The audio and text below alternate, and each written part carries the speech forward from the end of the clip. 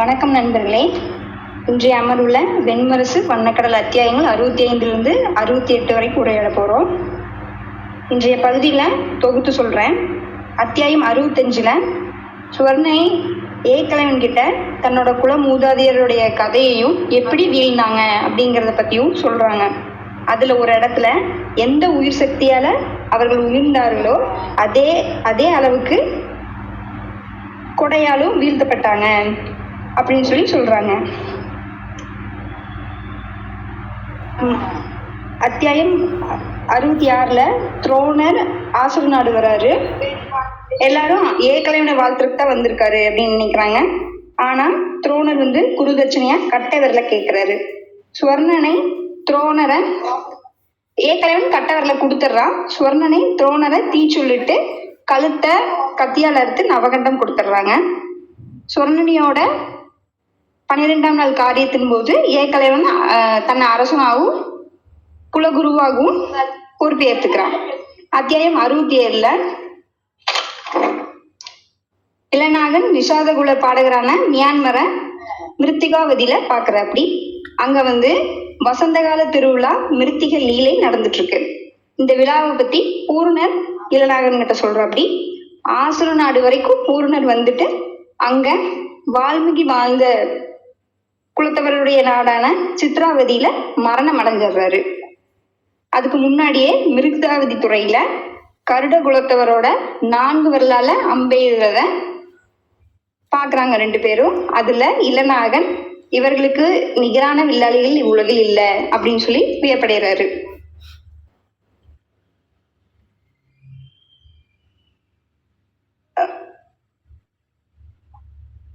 அடுத்து மிருத்தாவதியில முன்னோர்களுக்கான அதாவது அசுரர்களுக்கான விழா நடைபெறுது.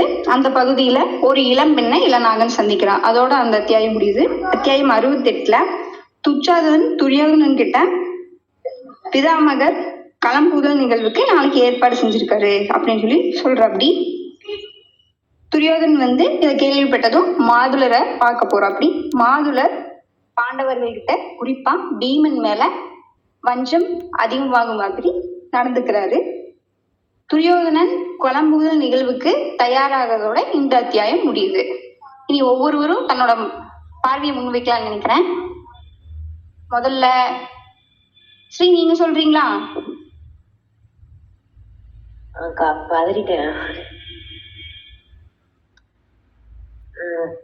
65, 66ல இந்த ஸ்வர்ணை ஏகலைவனுக்கு ஒவ்வொன்றா சொல்லிட்டு இருப்பாங்க. அந்த அரக்கர் குலம் எதனால மடிச்சுது, அப்புறம் அவங்களோட அந்த மோதித்தல் இருக்குல்ல, அது எல்லாமே எல்லாத்தையும் நீங்க குரூப்லயே பேசிட்டீங்களே.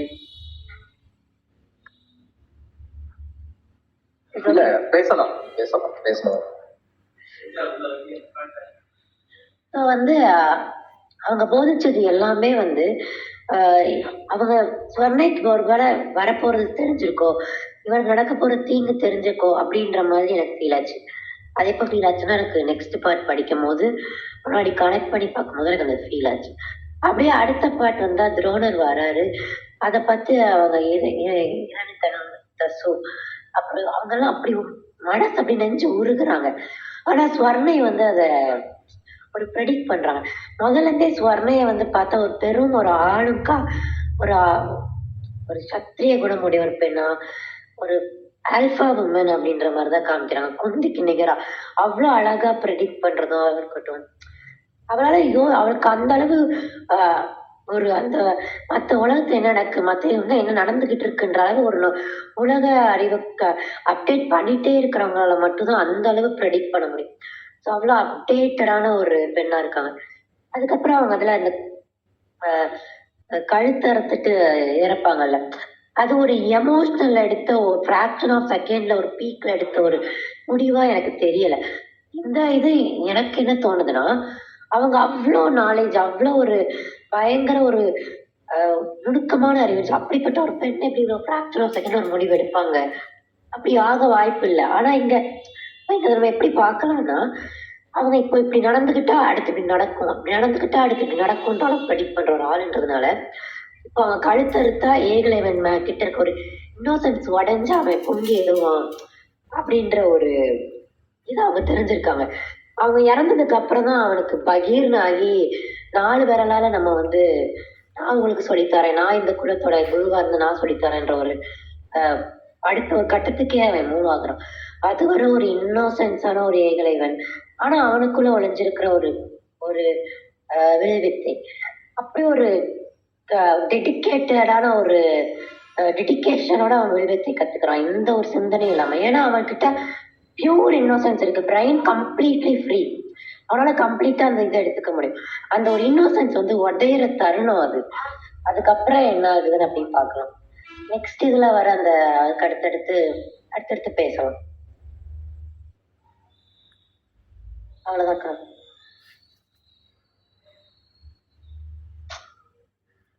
முத்தண்ணா நீங்க அடுத்து சொல்றீங்களா?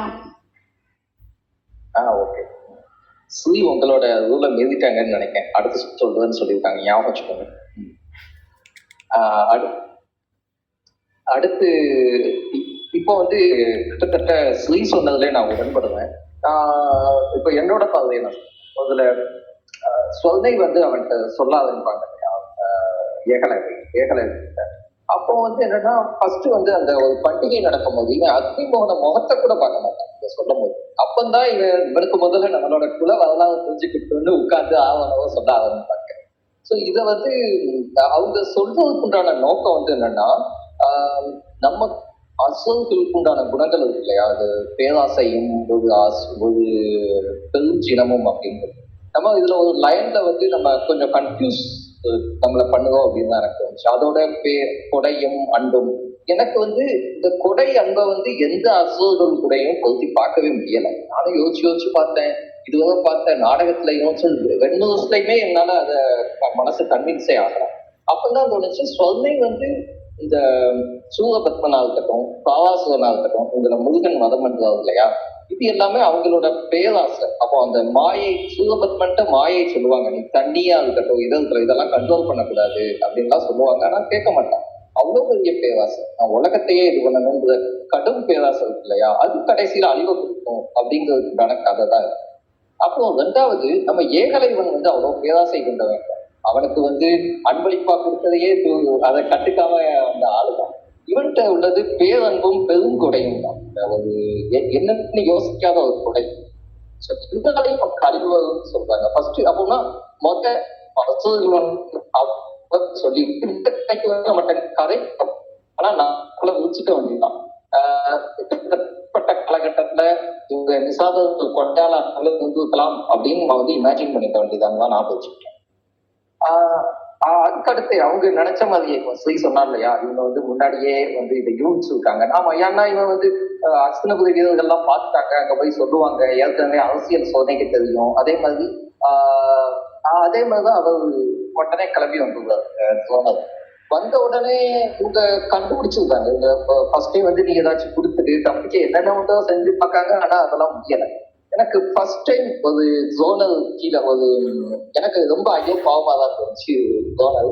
அப்போ அவருமே வந்து இந்த ஒரு இனிஷியலா பிள்ளை பாசத்துக்காக எப்படி இல்லாம பண்ணுவாங்க, நம்ம எல்லாம் கூட அப்படி பண்ண மாட்டோமோ பண்ணுவோம் அப்படின்லாம் தோணுச்சு. பட் நம்ம மற்றவங்களோட நிலைமையும் மற்ற கதாபாத்திர நிலைமையும் ஜோனோட நிலைமையும் ஒண்ணு இல்லை. ஏன்னா இவர் வந்து அடையாளமே அந்த காலத்துல அடையாளம் ரொம்ப முக்கியம். அந்த நிலைமை பையனுக்கும் வந்துடக்கூடாதுன்றதுக்காக ஒரு ஸ்டாண்டு. ஸோ இந்த ஸ்டாண்டை உடைக்கணும்னா சொன்னை எடுக்காங்கல்ல, ஒரு நவகண்டம் கழுத்தை இருக்காங்கல்ல, இதோட ஒரு பவர்ஃபுல்லான ஸ்டாண்டு அவங்க சைடு இருக்கு. ஏன்னா ஜோட வந்து எங்கனாலும் ஜஸ்டிஃபை பண்ணிடலாம். ஒரு சாதனைக்கு வந்து சரி அவன் ஒரு தானே போச்சு, மற்றபடி ஆனா இவனோட அஸ்வத்தமனோட இழப்பு அதோட பயங்கரமான இருக்கு. இதெல்லாம் கணக்குப்பட்டு அவர் சரி அதெல்லாம் கட்டுக்கலாம் அப்படின்னு கூட முடிவு பண்ணிருக்கலாம். ஆனா அதுக்கடுத்து அவங்க ஒரு நவகண்டம்னு கழுத்த இருக்காங்க இல்லையா, பெரும் பலி புழுவா துடிச்சு போயிருந்தாரு. இவ்வளவு பெரிய ஆளு கடைசி வாயிலெல்லாம் நவத்தள்ளி புழுவா துடிச்சு ஒரு மாதிரி போற ஸ்டேஜுக்கு ஆயிடும். அவர் ஐயோ பாவம், அது என்ன சொல்லணும்னு தெரியல. அடுத்து வந்து நம்ம இவங்களோட கதை வரும் இல்லையா, நம்ம இளநாகனவன் வந்து இங்கெல்லாம் போவாங்க மாத்தியாவதி, அங்க பயன் அவர் பேர் சரியா வரலையே, ஒரு பேர் வரும் இல்லையா, சூதவை சந்திப்பாங்க. என்ன இருண்மையர். பேர் கவிதா? நெல்மையா. இப்போ அதுல வந்து ஒரு திருவிழா ஒரு பண்டிகை வரும்ல, அதை வந்து நம்ம குலசேகரப்பட்டினம் சூரசம்ஹாரத்தோட ஒப்பிடலாம். அதுல வந்து அதுல அசுரர்கள் பல வேஷம் போட்டு வருவாங்க இல்லையா? இதே மாதிரி இங்க வந்து காளி வேஷம் போட்டு வருவாங்க. இப்போ நம்ம வேர்ல்டுல ஒரு தொன்மையான திருவிழாக்கள்லாம் அழிஞ்சுட்டு வருது இல்லையா? அங்க வந்து வித்தியாசமான இருக்கும். மற்ற தேரோட்டம் அந்த மாதிரி இல்லாம பல காளி வேஷம், பிச்சைக்கார வேஷம் இந்த மாதிரி வேஷம் போட்டெல்லாம் வருவாங்க. ரொம்ப லாபா இருக்கும்.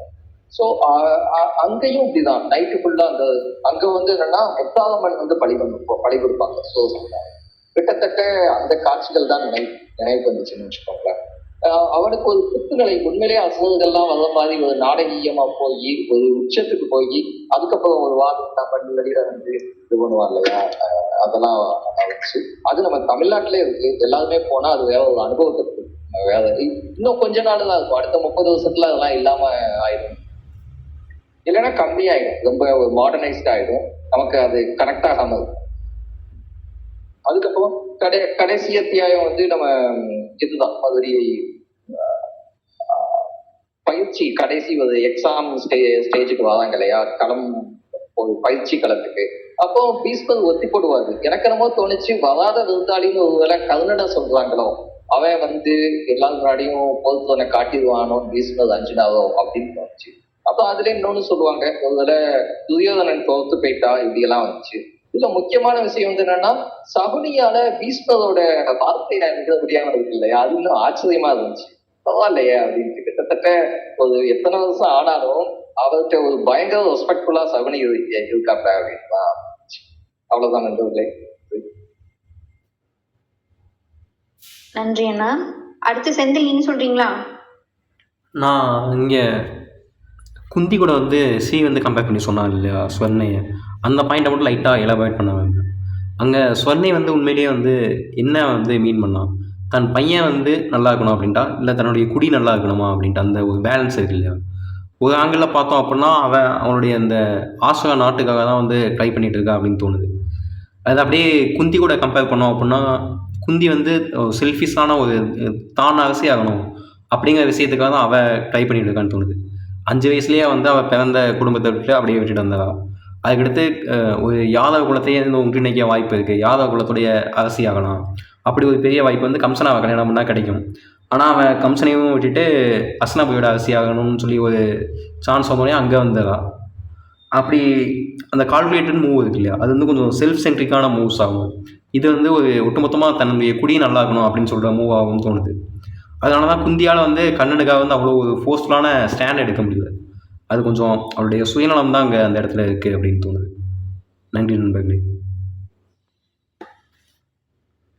நன்றி செந்தில். அப்பல ஸ்ரீ நன்றி சொல்ல விட்டேன். நன்றி ஸ்ரீ. அரவிந்த் நீங்க சொல்றீங்களா? சொல்றேன். எனக்கு ரொம்ப கவர்ந்த விஷயங்கள் வந்து ஒரு சொர்ணையோட ஞானம். அது வந்து நம்ம மூலத்துல பாத்தீங்கன்னா ஏகலைவன் வந்து இரணியதர்மனோட மகன் வந்து சொல்லியிருக்கோம் மூலத்துல. ஆனா அவங்களோட தாயெல்லாம் பத்திலாம் பேச்சே இருக்காது. அவன் வந்து துரோணோட ஞான வடிவை வந்து செதுக்கி வச்சு ப்ராக்டிஸ் பண்ணுவான் காட்டுல. அவர் பார்ப்பாரு, அவன் செய்யற ப்ராக்டிஸ் எல்லாம் பார்ப்பாரு. அப்புறம் கட்டவில் வெட்டி சொல்ல வெட்டிடுவாரு. அது காட்டுல வேலையை முடிஞ்சிடும். நாட்டுக்குள்ள வந்து இதெல்லாம் நடக்கிற மாதிரிலாம் காட்ட மாட்டாங்க. ஆனா ஆசிரியர் நாளுக்கு அந்த காட்சி, அவங்களுக்கும் மகரத்துக்கு உள்ள நட்புறவு, அவங்களுக்கு அஸ்திரம் வரைக்கும் நடந்த அந்த பேச்சாற்றல், அதெல்லாம் ரொம்ப சூப்பரா ஆசான் ஜெயமோகன் அவர்கள் புனைஞ்சிருக்காரு. அது அந்த ஸ்வர்ணைன்ற கேரக்டர் வந்து அந்த அசுரகுலத்திலே ரொம்ப அறிவாளியாகவும் அந்த மன்னர்கள் உட்பட அனைவரையும் வழி நடத்துற மாதிரி காமிச்சிருந்தாங்க. அந்த அஸ்திரபுரியிலேருந்து வர தூதனை வச்சு என்ன அரசியல் நடத்துறாங்க, அஸ்திரபுரி படை வீரர்கள் கொஞ்சம் பேரை வச்சு காட்டை கலக்கிற மூலமா என்னென்ன அவங்க புரிய வைக்கிறாங்க. அந்த அரசியல்லாம் சூப்பரா அந்த ராணி மூலமா புரிஞ்சது வந்து ரொம்ப அருமையா இருந்தது. அதுக்கப்புறம் ஏகலைவனுக்கு சொன்ன அறிவுரைகள்லாம் பத்தி ஏற்கனவே சொல்லிட்டாங்க எல்லாரும். அப்புறம் அவங்க சாகும்போது இறக்கும்போது அவங்க சொன்ன விஷயங்கள், அதாவது துரோணர் வந்து தன் மகனை வந்து எதுல இருந்தெல்லாம் காப்பாற்ற முயற்சி பண்றாரோ அங்கேயே அதுவே அதே கடைசியில தன் மகனை கொடுத்துட்டு போற மாதிரி ஒரு ஊழல் வருது பாருங்க. ஊழல் வந்து தவிர்க்க முடியாத விஷயம். அதுல இருந்து எவ்வளவு மனுஷன் ஓட ட்ரை பண்ணானோ அதை நோக்கியே ஓடுற மாதிரியே இருக்கும். அது வந்து சூப்பரா ஜெயமோகன் அவர் காமிச்சிருக்காரு. மகனுக்கு வந்து ஒரு நல்ல நாடு கொடுக்கணும், வந்து தான் அனுபவிச்ச நரகத்துல அனுபவிக்கூடாதுன்னு சொல்லியே அதோட மோசமான நரகத்துக்கு தான் மகன் வந்து தள்ளிடுறாருன்றது காட்டுது சொர்ணியோட சாபம் மூலமா. அது ரொம்ப அழகா இருந்துச்சு.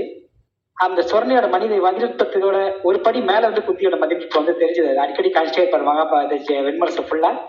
இது வந்து 60வது அத்தியாயத்துல காமிச்சிருப்பாரு. பீஷ்மருக்கு வந்து இந்த இந்த பயிற்சி, ஆயுத பயிற்சி, இந்த களப்பயிற்சி வந்து நடத்தணுன்ற இதுவே இல்லை. அவருக்கு அந்த ஆசையே இல்லை. எப்படியாவது தவிர்க்கணும் தான் பாக்குறாரு. ஏன்னா நடந்தா ஏதோ ஒரு அசம்பாவிதம் நடக்கும் தோண்டிட்டே இருக்கு, தள்ளி போட்டுட்டே இருக்காரு. அப்ப குந்தி வந்து அவருக்கு ஒரு செய்தி அனுப்புறாங்க. இங்க நாங்க வந்து என்னோட குந்தி பூஜை இடத்துல நடத்திக்கிறேன் அப்படின்னு சொல்றாங்க. அப்படி நடந்தா முடிஞ்சு போச்சு. பாண்டவர்கள் பெரிய ஆளுங்கன்னு ப்ரூவ் ஆயிடும், கௌரவர்கள் ஒரு படி கீழே போன மாதிரி ஆயிடும், பீஷ்மரே தன்னோட குலத்துக்குள்ள ஒரு சண்டையை உருவாக்குற மாதிரி ஒரு ஆயிடும். அவர் குற்றவாளி ஆயிடுவார். அப்படி ஒரு இக்கட்டான சூழ்நிலை தள்ள வச்சு இந்த களப்பயிற்சியை வந்து குந்தி வந்து ஏற்பட வச்சாங்க. தன்னோட மகன்கள் நிச்சயமா அர்ஜுனன் ஒரு படி மேல இருக்கனால அவங்கதான் பெரிய ஆளா மக்கள் முன்னாடி தெரிவாங்கன்றது ஒரு நல்ல அரசியல் நல்ல ஒரு ராஜதந்திர முடிவு தான். அது எதிர்பார்த்தா சில விஷயங்கள் நடக்க போகுதுன்றது வேற விஷயம். ஆனா குந்தியோட இந்த ராஜதந்திரம் அறிவு வந்து ரொம்ப அருமையா தேமா காட்சியிருக்காரு. அப்புறம் எனக்கு வேற பிடிச்ச விஷயங்கள் பாத்தீங்கன்னா, இந்த மெருண்மயன்ற ஊர், அங்கதான் இளநாகர் வந்து தன்னோட இந்திய பயணம் அங்க போய் முடிகிற மாதிரி, தன்னோட பயணம் அங்க முடிச்சுக்கிற மாதிரி காமிச்சிருக்காங்க. ஒரு அஸ்திரபுரின்னு ஒரு பெண்ணை காமிச்சு முடிச்சிடுறாங்க. அங்க வந்து மரவரின்னு நம்ம அடிக்கடி படிச்சே இருப்போம். மரவரி அணியிறாங்க ரொம்ப எளிமையான மக்கள். அவன் ரொம்ப ராஜ ரிஷியாவே இருந்தாலும் அங்க வந்து துறவி கோலத்துல இருக்கிற பீஷ்மர் மாதிரி ஆட்கள் அணிய ஒரு எளிய ஒரு மரவரி எப்படி உருவாகுது, அது எப்படி மரங்கள்ல இருந்து உரிச்சு செய்யறாங்க, அந்த தொழில் நுட்பங்களை சூப்பரா காமிச்சிட்டாங்க. அது வந்து ரொம்ப 67வது அத்தியாயத்துல ரொம்ப அருமையா இருந்துச்சு. அதுக்கப்புறம் இதான் என்னோட ரொம்ப பிடிச்ச விஷயங்கள். அப்புறம் இந்த போரை பத்தி மக்கள் வந்து இந்த களப்பயிற்சி நடக்க நினைச்சு கொண்டாடுறாங்க. மக்கள் வந்து தங்களை எப்பயுமே ஒரு போர் வந்துதான் கொண்டாடுறாங்க. இதெல்லாம் தங்க வாழ்க்கை ஒரு சலிப்பாவே இருக்கு, அது சலிப்பை கலைக்கிற ஏதோ ஒரு விஷயம் வந்துன்னா மக்கள் கொண்டாடுறாங்க. அது எவ்வளவு பெரிய அழிவான விஷயமா இருந்தாலும் கொண்டாடுறாங்கன்றது அந்த உலகையை வந்து அடிக்கடி காமிச்சிட்டே இருக்காரு. அப்புறம் துரியோதனோட கேரக்டரிஸ்டிக்ஸ் நல்லா காமிச்சிட்டாங்க. அவன் வந்து எப்பயுமே அவனுக்கு வந்து அவனோட பலம் எப்போ வெளிப்படும்னா வஞ்சம் வெளிப்படும் போதுதான் வெளிப்படும். ஆனா அவனுக்கு வந்து அவனுக்கு வந்து பீம மேல இருக்கிற ஒரு வஞ்சத்தை வந்து சகனி உருவாக்குறாரு. நம்மள நிச்சயமா அவனால கொல்லப்படுவேன், உனக்கு அவளை பலனா இல்லை சொல்லி அவன் மனசுல வஞ்சத்தை உருவாக்குறாரு. இந்த வெண்முரசு முழுசும் சரி, பாரதம் முழுசும் சரி, துரியோதனன் எப்பெல்லாம் வலிமையா இருப்பானோ அப்பெல்லாம் வந்து வஞ்ச மனசுல இருக்கும். எப்பெல்லாம் வஞ்சம் இல்லாம தன்னோட எதிரி அழிச்சிட்டான்ற ஒரு திருப்தியில இருக்கானா அப்ப ரொம்ப சோம்பேறி ஆயிடுவான், தண்ணி அடிச்சிட்டு இருப்பான், சும்மா வெட்டியா பொழுதுபோக்கிட்டு இருப்பான், பகடையாடி. துரியோதனோட கேரக்டரிஸ்டிக்ஸை இப்ப இருந்தே மனசுல நல்லா வாசகங்கள் மனசுல நிறுவிட்டே வராரு. இதெல்லாம் என்ன கலந்த விஷயங்கள். நன்றி அரவிந்த். திருமலைக்குமார் சார், நீங்க பேசுறீங்களா? இல்லம்மா தினேஷ் சார் சொல்லுங்க. மத்தவங்க பேசட்டும். தினேஷ் அண்ணா, நீங்க ஸ்டார்ட் பண்ணிட்டீங்களா? நன்றி அரவிந்த். ஓகே முதல் 2 அத்தியாயத்திலையும் சென்னையோட மதிநுட்பத்தை பத்தி பேசிட்டு இருந்தோம். அரவிந்த் பேசின இடத்துல இருந்து கொஞ்சம் அதை கொஞ்சம் எக்ஸ்டெண்ட் பண்ணலாம் அப்படின்ட்டு நான் நினைக்கிறேன். நிஷாதர்களோட வாழ்க்கையிலேயே அன்னையர்களோட பங்கு வந்து ரொம்ப பெருசாவே இருந்திருக்கு. முதல்ல நம்ம கதை ஆரம்பிக்கும் பொழுது ஸ்வர்ணையோட கேரக்டரிஸ்டிக்ஸை தான் வந்து நம்ம வந்து முதல்ல பார்க்கிறோம். அவங்களுக்கு வந்து ஒரு அரசனையும் ஒரு இளவரசனையும் வழி நடத்துற அளவுக்கு வந்து அவங்களுக்கு மதிநுட்பம் இருக்கு, அரசியலும் தெரிஞ்சிருக்கு. அரவிந்த் சொன்ன மாதிரி ஒரு தூதன் வரான், அந்த தூதன் வரதை வச்சு எப்படிப்பட்ட தூதன் வராங்கிறத வச்சு அவங்க நம்மளை எந்த இடத்துல வச்சிருக்காங்க, அதுக்கப்புறம் அந்த காட்டுல அவங்க வேட்டைக்கு வரும்போது அதை வச்சு அவங்க என்ன அரசியல் பண்ண நினைக்கிறாங்க அப்படிங்கிறத சொல்ற அளவுக்கு வந்து ஸ்வர்ணைக்கு வந்து அந்த மதிநுட்பம் இருக்கு. இது அப்படியே நம்ம வந்து சூரபத்மனோட கதைக்கு கொண்டு போனோம் அப்படின்னா அங்கேயும் அன்னை தான் வந்து அவங்களுக்கு வந்து சூரபத்மனை வந்து தடுக்கிற ஒரு இடத்துல அளவுக்கு மீறி போகையில அந்த சமநிலை குலையுன்ற ஒரு இடத்துக்கு வந்து அன்னை தான் வந்து சூரபத்மனை வந்து தடுக்கிறான். அவன் அதை மீறுற பட்சத்துல அன்னை தான் எதிர்க்கிறா.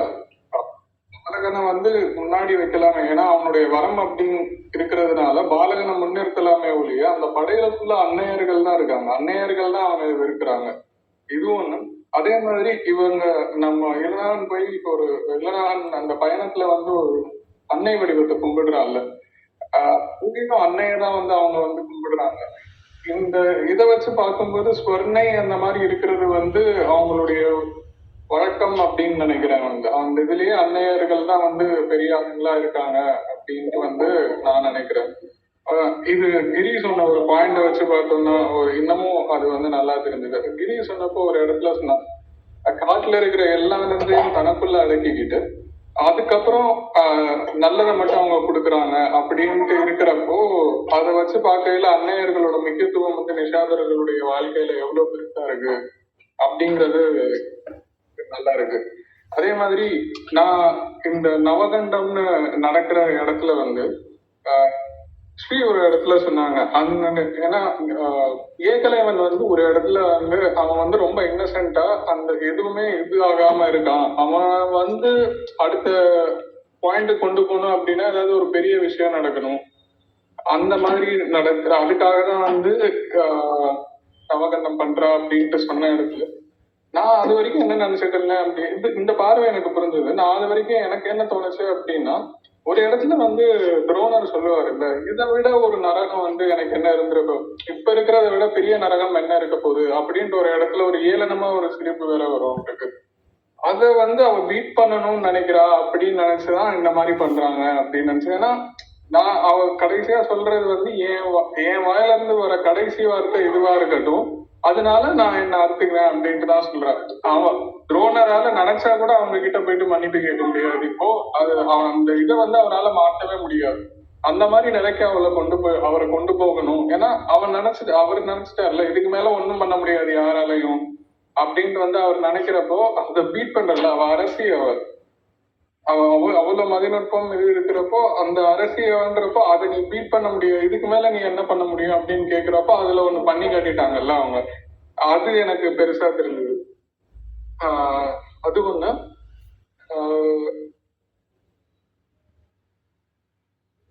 இதுக்கப்புறம் அந்த இந்திர விழா நடந்த அந்த மிருத்திகாவதியில நடக்கிறது எனக்கு கிட்டத்தட்ட அந்த அசுரர்களோடு சேர்ந்து நடந்த இந்திர விழா மாதிரியே எனக்கு ஒண்ணு தெரிஞ்சது. அதுல அந்த சாப்டர்ல ஒரு இடத்துல வரும் உங்க பேர் என்ன அப்படின்னா மெருண்மயர், அதுக்கு அர்த்தம் என்ன மண்ணாலானவன் அப்படின்னு சொன்னதுக்கு அப்புறம் அது இளநானுக்கு ஒரு திடீர்னு எனக்கு ஒரு ஸ்ட்ரைக் ஆச்சு. என்னுடைய வழித்துணைகள் பேரெல்லாம் நான் கேட்டு வரப்போ எனக்கு என்னமோ அது சொல்லுது அப்படின்னு தோன்றப்ப எனக்கு சத்தியகிரியோட பேரு தான் ஞாபகம் வந்துச்சு. ஏன்னா இது வந்து நம்ம லாஸ்ட் டைம் பேசினப்போ கிரி சொன்னோம் ஒவ்வொருத்தர் பேரையும் வச்சு பார்த்தா அதுல ஏதோ ஒண்ணு இருக்கு அப்படின்றப்போ எனக்கு ஒரு செகண்ட் கிரி தான் அங்க உட்காந்துருக்கானோ அப்படின்ற மாதிரி தோணுச்சு. அதே மாதிரி கடைசியில வந்து அந்த அரசியல் நடந்த விதமும் நல்லா இருந்துச்சு.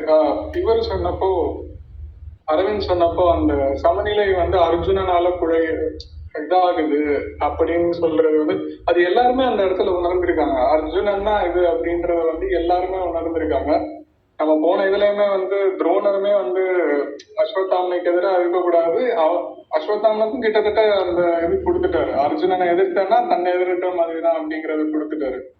அப்போ அதை மீறதுக்கு என்ன நடக்க போகுது இல்லாட்டி அது அப்படியே தொடருமா அப்படிங்கறதான் வந்து நம்ம வந்து பார்க்கணும். அதுல இருந்து அரசியல் அதை குந்தி எடுத்துட்டு போன விதமும் 3 பேருமே விளையாண்டதுமே நல்லா இருந்தது. குந்தி விளையாண்ட விதம், பீஷ்மர் அதை டாக்கிள் பண்ணது, சகுனி எடுத்துட்டு போறது, 3 பேரோட விளையாட்டுமே நல்லா இருந்தது. இதுக்கு முன்னாடி நம்ம விதுரரை தான் வந்து பார்த்துட்டு இருப்போம். இப்ப மத்தவங்களும் அந்த பிளேக்குள்ள வராங்க அப்படிங்கிறப்போ இன்னமும் நல்லா இருந்தது. இது என்னுடைய பார்வை கவிதா. நன்றி அண்ணா. சத்யகிரி நீங்க சொல்றீங்களா?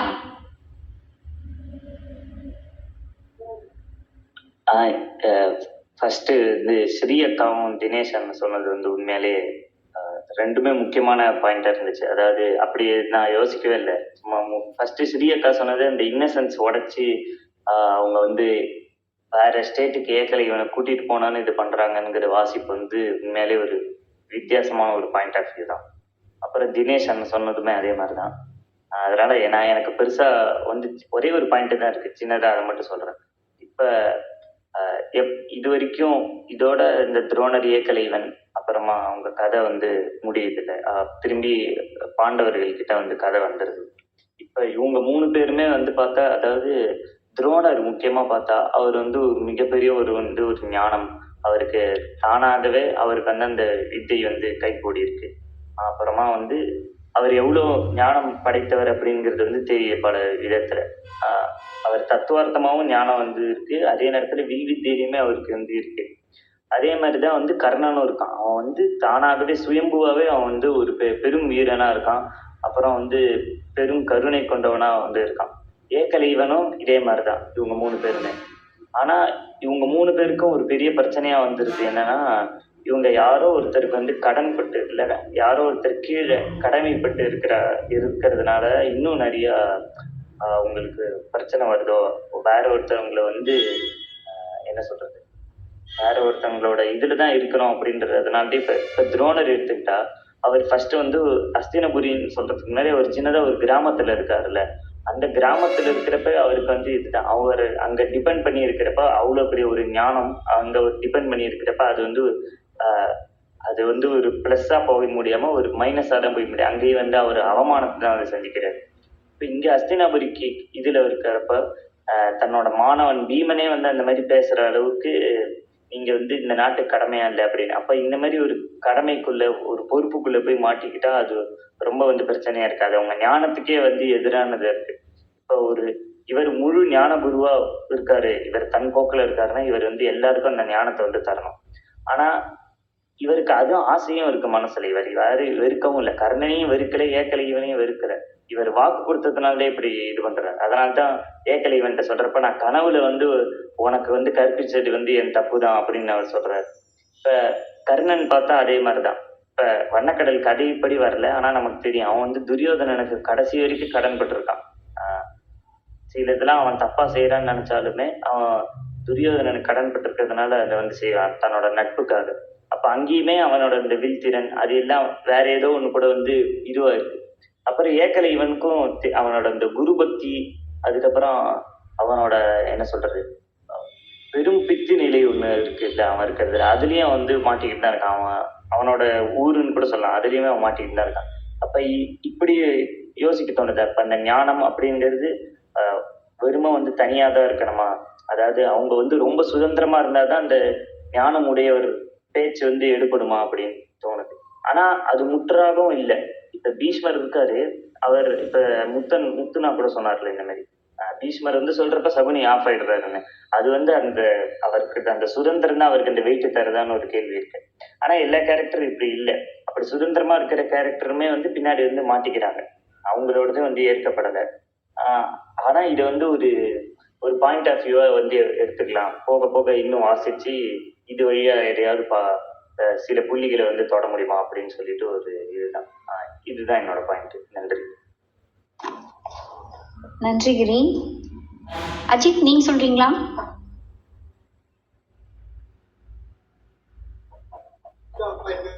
அக்கா நான் அவதானிக்கிறேன்க்கா, அப்சர்வ் பண்ணிக்கிறேன். ஓகேங்க அஜித். மேம் நீங்க சொல்றீங்களா? ஒரே ஒரு விஷயம் மட்டும் சொல்லணும்னு நினைக்கிறேன் கவிதா. நான் ஃபுல்லத்தையும் படிக்கல, அதனால எனக்கு அசோசியேட் பண்ண முடியல. லைக் லாஸ்ட் 4 சாப்டர்ஸ்லயும் சரி, இந்த சாப்டர்லயும் சரி, எக்காலஜிக்கலா ஒரு குலம் அழியும் பொழுது, லைக் அசுரர் குழல் அழியும் போது, ஆர் அந்த எக்காலஜிக்கலா ஒரு ஹேபிட்டாட் சொல்லுவாங்க இல்லையா, அந்த ஹேபிட்டாட், அதுல உள்ள மக்கள், அந்த பாப்புலேஷன், இதெல்லாம் அழியும் போது ஏற்படக்கூடிய விஷயங்கள் என்ன அப்படின்றத பத்தி அவதானிச்சுட்டு வர்றேன் கவிதா.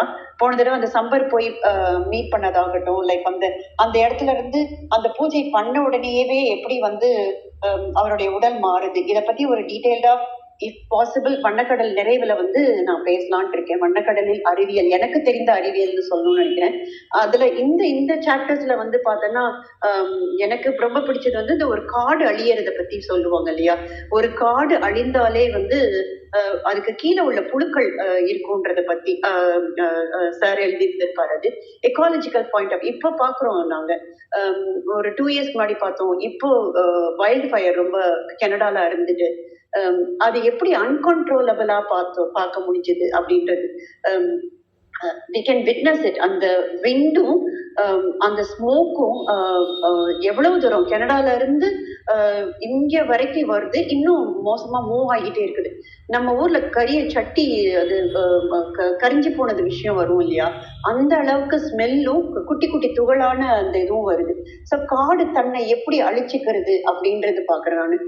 சிறு சிறு பொறி போதும் அதை உண்டாக்குறது கண்டிப்பா வந்து ஸ்டாப் பண்ண முடியாது. அத மாதிரிதான் மனிதர்களுக்குள்ள இருக்கிறதையும் நான் ஸ்வர்ணையாகட்டும், நம்ம குந்தியாகட்டும், இதை இப்படி அசோசியேட் பண்ணிக்கிறேன் நான்.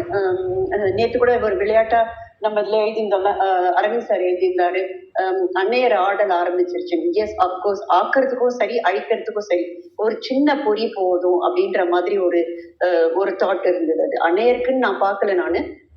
ஒரு மனிதருக்குள்ள தோன்றக்கூடிய ஒரு நல்லதாகட்டும், ஒரு தீயதாகட்டும், ஒரு துளி போதும் அது அப்படியே ஸ்ப்ரெட் ஆகி அழிக்கிறதுக்குன்னு. ஆனா முற்றும் அழிந்திருமான்னு கேட்டா திரும்ப திரும்ப நான் சயின்டிபிக்காவும் யோசிச்சுக்கிறேன், இதுவும் யோசிச்சுக்கிறேன். இதை புதுப்பிக்கிறதுக்கு தான் வருதே தவிர கண்டிப்பாக அழிவு கிடையாது, புதுமையை நோக்கி போகுது அப்படின்றது மட்டும்தான் சொல்லணும்னு நினைக்கிறேன் Kavitha. Thanks for the thing. அப்புறம் பேசுறேன் கவிதா. நன்றி மேம். நான் என்னுடைய பார்வையை சொல்றேன். அக்னிமுகன் தீயில எழுந்தது வந்து எனக்கு மகாபலியோட மண்ணுக்குள்ள அழுந்தினதோட தொடர்புபடுத்தி எனக்கு அது கொஞ்சம் ஹார்ட் மெல்ட்டிங்கா இருந்தது. அடுத்து அக்னிமுகன் வேள்வியில் எந்திரிச்சதா இருக்கட்டும், இல்ல அசுரர்கள் வந்து தன்னோட குலக்குடிகளுடைய விழாவில் எழுந்து வரதா இருக்கட்டும், கதைகளா இருக்கட்டும், அத்தனையிலையும் வந்து நம்ம வந்து அரக்கர்களை வெறுக்கக்கூடிய ஒரு பார்வையில பார்த்துட்டு இருக்கோம். முழுமையாவே கெட்டவங்க அப்படின்னு சொல்லி பார்வையில பார்த்துட்டு இருக்கோம். ஆனா நம்ம வாழ்க்கையில இந்த மூணுமே இருக்கும், அசுரர்களோட குணங்களை கலந்துதான் நம்ம இருக்கோம், நமக்கு சரி பாதிதான் அவங்க அப்படிங்கிற மாதிரி, அவங்க இருக்கிறங்காட்டி உலகமே இயங்குது அப்படிங்கிற மாதிரி ஒரு பார்வை எனக்கு இப்போது விலகினங்காட்டிக்கு அரக்கர் மேல இருக்கிற ஒரு வெறுப்பான திரை எனக்கு நீங்கி இருக்கு. அடுத்து வந்து ஸ்வர்ணனியை பத்தி சொன்னீங்க இல்லையா, அது எனக்கு ஒரு மாற்று கருத்து இருக்கு. என்ன அப்படின்னா, ஸ்வர்ணனி வந்து ரொம்ப புத்திசாலி. அவங்க வந்து அஸ்னாபுரி போருக்கு வரும்போதே முன்னாடியே மகத நாட்டையும் வர சொல்றாங்க, வேட்டைக்கு வரும்போது மகத நாட்டையும் வர சொல்றாங்க. எதையுமே முன்கூட்டியே அவங்களால கணிக்க முடியுது, அவ்வளவு சாதுரியமா இருக்காங்க. துரோணர் வந்து இந்த மாதிரி ஒரு அசம்பாவிதம் நடக்கும், தன்னோட மகனோட வில்வித்துக்கு அசம்பாவிதம் நடக்கும் அப்படிங்கிற புள்ளியில அவங்க அப்படியே நின்றுடுறாங்க. அந்த இடத்துல அதை தாண்டி அவங்களால போக முடியல. ஒருவேளை கழுத்தை அறுக்காம அவங்க உயிரோட இருந்தாங்கன்னா நிச்சயமா ஏகலைவனுக்கு பயங்கரமான ஒரு பிளஸ் தான். நல்லா யோசிச்சு பார்த்தா ஏகலைவனுக்கு வந்து ஸ்வர்ணை வந்து நிதானமா யோசிச்சு பார்த்தா அந்த முடிவத்தை எடுத்து இருந்திருப்பாங்க. ஆனா இது வந்து தாங்க முடியாத ஒரு மனவேதனையில இந்த மாதிரி ஒரு தவறான முடிவு எடுத்துட்டாங்க அப்படிங்கிற மாதிரி தான் நான் நினைச்சேன். ஏன் அப்படின்னா ஏகலைவன் வந்து வில்வித்தையை கத்துக்கிறதுக்காக போயிட்டே இருக்கான். அந்த கட்டை விரலை வாங்கிட்டா அப்படின்னா வாங்கும் போதே அவன் முழுசா உடஞ்சிருவான். ஏன்னா அந்த கத்துக் கொடுத்த குருவே நம்ம செய்யக்கூடாதுன்னு நினைக்கிறாரு அப்படிங்கிற மாதிரி முழுசா உடஞ்சிருப்பான். அந்த இடத்துல ஸ்வர்ணியோட இறப்புங்கிறது வந்து மேலும் வலியத்தான் தருதே ஒழிய அவனோட இன்னசென்ட் முதலே உடஞ்சிருச்சு அப்படிங்கிற மாதிரி நான் பாக்குறேன். அடுத்து மிருண்மையரோட பாடல்ல ஒண்ணு வரும், தேவர்கள் வந்து பறந்தவர்கள், அசுரர்கள் வந்து வளர்ந்தவர்கள், வளராத சின்ன குழந்தைகளை நிசாத அப்படின்னு சொல்லி தெய்வங்கள் அழைத்தன அப்படின்னு சொல்லி சொல்லுவோம். அது எனக்கு பிடிச்சிருந்தது.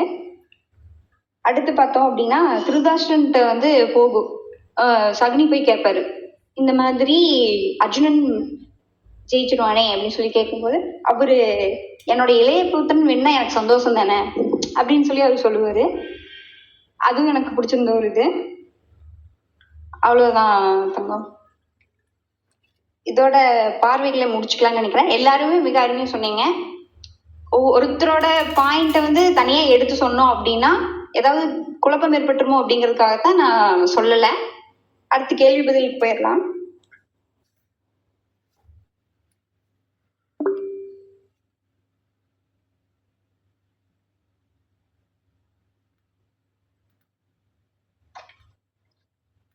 அசுரர்களை ஆள்வது வந்து பேராசை, பெருஞ்சினமும், பேரன்பும், பெருங்குடையும் அப்படின்னு 4 முரண்பட்ட கருத்துக்களை சொல்றாங்க இல்லையா.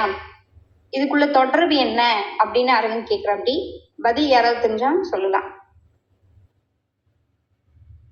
சொல்லுங்க ஸ்ரீ. இல்லக்கா பதில் சொல்ல வரல, நான் வேற சொல்ல.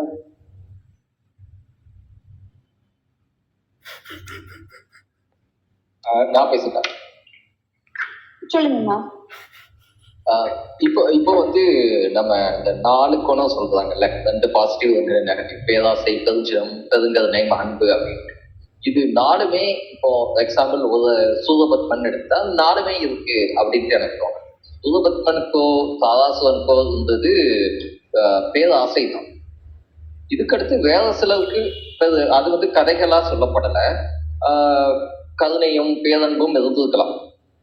இது 2யுமே ஒரே ஆளுக்கு உண்டான குணம் அப்படின்னு சொல்ல முடியாது. வெவ்வேறு ஆளுக்கு உண்டான குணங்களா தான் அதுக்குண்டான கதைகள் வந்து கொடுக்கல அப்படின்னு நான் நினைக்கிறேன்.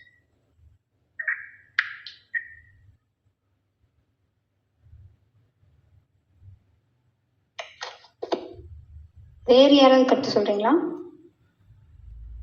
அக்கா ஆக்சுவலா வந்து பேராசை, பெருஞ்சினம், அதுக்கப்புறம் வந்து பெருங்கொடைன்றது அந்த ஒரு இதை புத்தி இல்லாத பெருங்கொடை அந்த மாதிரி ஒரு முன்னாடி ஒன்று போட்டுதான் அவர் சொல்லியிருப்பாரு. ஸோ பேர் அன்புமே நம்ம வந்து ஒரு கொஞ்சம் யோசிக்காம, அது கரெக்டான வேர்டு எனக்கு கிடைக்க மாட்டேங்குது.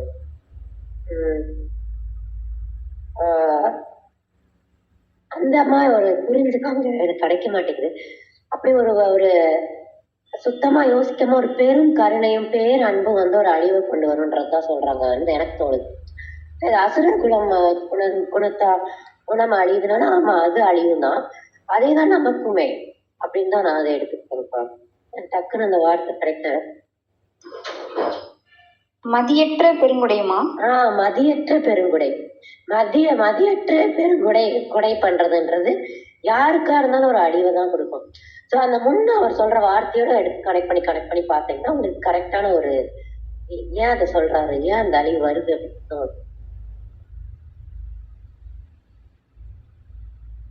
கிட்டத்தட்ட ஏகலைவன் வந்து அப்படியாப்பட்ட ஆளுதான்.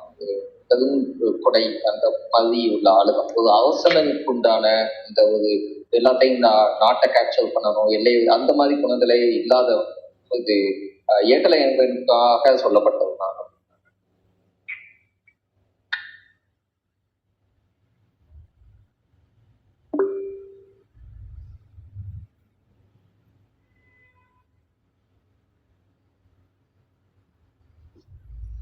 தினேஷனா நீங்க சொல்லலாம். நன்றி முத்துனா. ஸ்ரீ நான் ஸ்ரீ சொன்ன பாயிண்டோட ஒரு எக்ஸ்டென்ஷன் தான். இங்க நம்ம இந்த திருதராஷ்டர் துரியோதனுடைய எதுவுமே அப்படித்தானே இருக்கும்.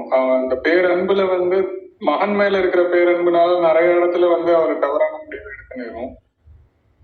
அதே மாதிரி இங்க பேரன்பு, பேராசை, பெருங்கொடை, இது நம்ம டிஸ்கஸ் பண்ணிட்டு இருக்கும்போது உயிர் வாழ்தலுக்குன்ற ஒரு ஆசை இருக்கணும், ஒரு உந்துதல் இருக்கணும் அப்படிங்கறதுதான் பார்த்தோம். அதாவது காமம் குரோதம் அந்த ஆசைதான் வந்து விளைவா பெருசா வளர்றதுக்கு வந்து இதாகுது அப்படின்ற மாதிரிதான் நம்ம எல்லாமே பார்த்துட்டு இருக்கோம். அதுதான் எக்ஸ்டெண்ட் ஆகிட்டே இருக்கு உலகத்துல அப்படின்னு சொல்றப்போ ஏதோ ஒரு இடத்துல வந்து அதுக்கு ஒரு பவுண்டரி இருக்கு அப்படின்ட்டு நினைக்கிறேன். அந்த பவுண்டரியை எப்போ அது கிராஸ் ஆகுதோ அந்த சமநிலை குலையிறப்போ அது ஆப்போசிட்டா வருது. அதனாலதான் பேரன்பு, மதியற்ற கொடை, அந்த இதெல்லாம் வந்து அப்படிதான் வருது அப்படின்னு நினைக்கிறேன். மகாபலி கதை எடுத்தாலுமே வந்து அவர் என்னதான் நல்லா ஆட்சி புரியணும்னு நினைச்சாலுமே அவர் எல்லாத்தையும் எடுத்துக்கணும் அப்படின்ட்டு வந்து நினைக்கிறாரு. அந்த ஒரு பாயிண்டோட சமநிலை குலைவு தான் வந்து வாமனமா வந்து முன்னாடி கேட்கறது அப்படிங்கிற மாதிரி எனக்கு தோணுச்சு. அதேதான் சூரபத்மனுக்கும் வருது. அது வந்து அந்த டைத்துல வந்து அவங்க அம்மா கரெக்டாவே சொல்றாங்க, நீ பண்றதுனால அந்த சமநிலை வந்து குலையும், அது வேண்டாம் அப்படின்ற மாதிரி சொல்றாங்க. அது ஏதோ ஒரு பவுண்டரி இருக்கு அப்படின்ற மாதிரி எனக்கு தோணுது. இது ஜேயோட ஒரு உவமையில சொல்லணும்னு நினைச்சா, ஒரு மரத்துல பூ மலருது இல்ல, மலர்ந்த அது அதனுடைய ஆசை. அதுக்கப்புறம் ஒரு இடத்துல பூ உதிரணும் இல்ல, பூ எல்லாமே நின்றுட்டே இருந்தது அப்படின்னா மரத்தோட வெயிட் இதாகும் இல்ல. அந்த உதிர்ற நிலையிலதான் அந்த இங்க வந்து அது நடக்க மாட்டேங்குதுன்னு நினைக்கிறேன். பேராசை, பெருஞ்சினத்துல எங்க அந்த உதிரல் நடக்குதோ அது ஒழுங்கா இருக்கும், அது நடக்கலையும் பிரச்சனை வருது அப்படின்ற மாதிரி எனக்கு வந்து தோணுது. இது ஒண்ணு. கிரி இல்லையா, கிரி போயிட்டோன்னு நினைக்கிறேன். அப்போ கிரி சொன்னதுல ஒரு பாயிண்ட் இருந்தது, இந்த ஞானிகள்லாம் வந்து இருக்கிறப்போ பீஷ்மர் வந்து என்னதான் இவங்கள மாதிரி ஒரு லாக்ல இருந்தாலும் வந்து அவரால் கொஞ்சம் ஃப்ரீயா தோண முடியுது, ஃப்ரீயா அவரால் இருக்க முடியுது அப்படின்னு சொல்லி பாயிண்ட் வந்து அவருக்கு ஞானியா ஒரு சகோதரன் இருக்கான் வியாசன்னு சொல்லிட்டு, அந்த ஹெல்ப் இங்க வேற யாருக்கும் இல்லை பீஷ்மரை தவிர அப்படின்ற மாதிரி எனக்கு தோணுச்சு. அதனால அவர் கொஞ்சம் என்ன டவுட் இருந்தாலும் அங்க போயிடுவாரு, வியாசர் கிட்ட போயிடுவாரு அப்படின்ற மாதிரி எனக்கு தோணுச்சு. அந்த வியாசர் வந்து வேற யாருக்கும் இங்க இல்லை, அதனால எல்லாரும் லாக் ஆயிட்டாங்க அப்படின்னு நினைக்கிறேன். அவ்வளவுதான். நன்றிண்ணா. வேற யாராவது சொல்றீங்களா?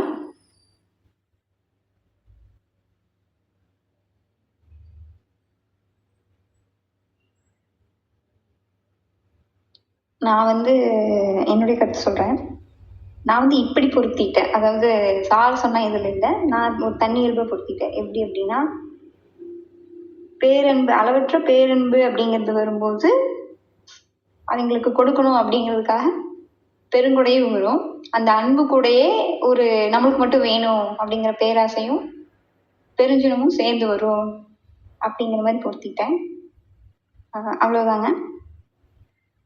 அடுத்த கேள்விக்கு போகலாம் அப்படின்னு நினைக்கிறேன். ஸ்வர்ணனி வந்து சரியாதான் ஏகலைன வழி நடத்தியிருக்காங்களா அப்படிங்கிறதுக்கு தங்களுடைய பார்வையை சொல்லலாம்.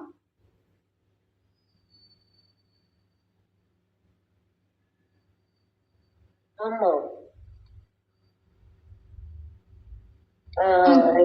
ஏன் ஆமா அப்படின்னு சொல்றேன்னா, ஏகலைவன் வந்து அப்படிப்பட்ட ஒரு ஆள் தான். முன்னாடி சொன்ன மாதிரி அவனுக்கு பெரும் கூட இருக்கும், பேரன்போடைய ஒரு ஆள் தான் ஏகலைவன். இன்னொன்னு, அசரத் குலம் வந்து வளரணும்னு சொன்னே ரொம்ப நினைக்காங்க. அது ஏகலைவனால மட்டும்தான் முடியும் இந்த இப்போதைக்கு அந்த குலத்துல. ஏன்னா அவன்கிட்ட மட்டும்தான் ஒரு வில் வித்தை, அவன்கிட்ட வில் வேதம் இருக்கு. அப்புறம் அவனால அந்த இடத்த ரீச் பண்ண முடியும், அவனால அதுக்கு வளர்க்க முடியும்னு அவங்க நம்புறாங்க. அப்போ அவனுக்கு அவன்கிட்ட சில குணங்கள் இருக்கு, அதை புரிய வைக்கிறதுக்கு தான் அவங்க அதெல்லாம் சொல்றாங்க அப்படின்றது என்னோட கருத்து. ஏன்னா ஒரு அரசன் வந்து ரொம்ப பெருங்கொடை கொடுத்துக்கிட்டே இருந்தான், கொஞ்சம் கூட மதியற்ற பெருங்கொடை கொடுத்துக்கிட்டே இருந்தானா திரும்ப அந்த குளம் அழிவுக்கு தான் போகுமே தவிர திரும்ப வளராது அப்படின்றத அவங்க உணர்றாங்க அப்படின்னு எனக்கு தோணுது.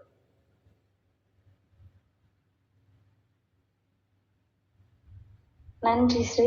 வேற யாருக்காவது ஏதாவது மாற்று கருத்து இருக்கா?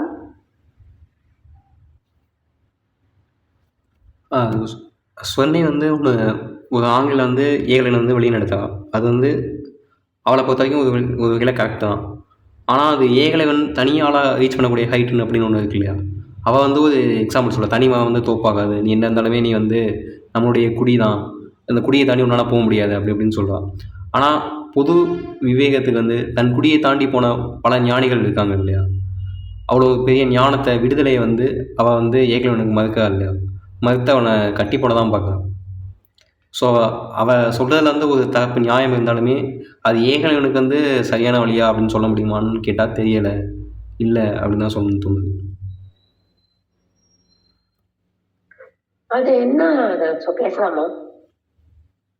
பேசுங்க ஸ்ரீ. அதாவது இப்போ அக்குளத்துல இருந்து வெளியே போய் ஞானியானவங்க இருக்காங்க, ஆனா இவன் வந்து அசுர குலத்தை சேர்ந்தவன். இவன் அசுர குலத்தை சேர்ந்தவன்னு எப்படினாலும் எல்லாரும் கண்டுபிடிச்சிருவாங்க. அப்படின்ற போது அவன் அங்கேயும் போய் அவமானத்தையும் அதேதான் சந்திப்பான்.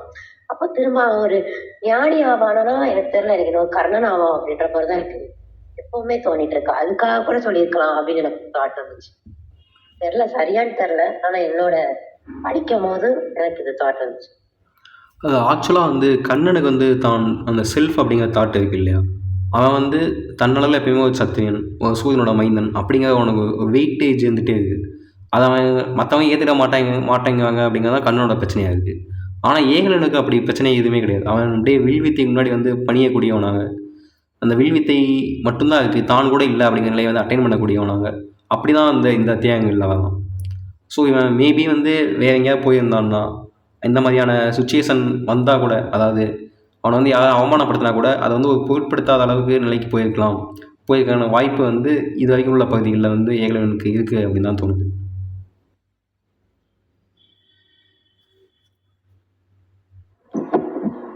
நான் பேசலாம். சொல்லுங்க மேடம். இப்போ வந்து இதுல நான் என்ன நினைக்கிறேன்னா, ஸ்வர்ணை வந்து ஒரு செல்ஃபிஷே இல்லாத ஆள். என்னதான் அவன் தன்னோட பையனா இருந்தாலுமே அவன் வந்து இனிஷியலா அவன் வந்து ஏதோ சரியில்லை புத்து நிலையில இருக்குன்னா இவன்கிட்ட எப்படி அவசர கொடுக்கலாம் அப்படிலாம் சொன்ன ஆளு.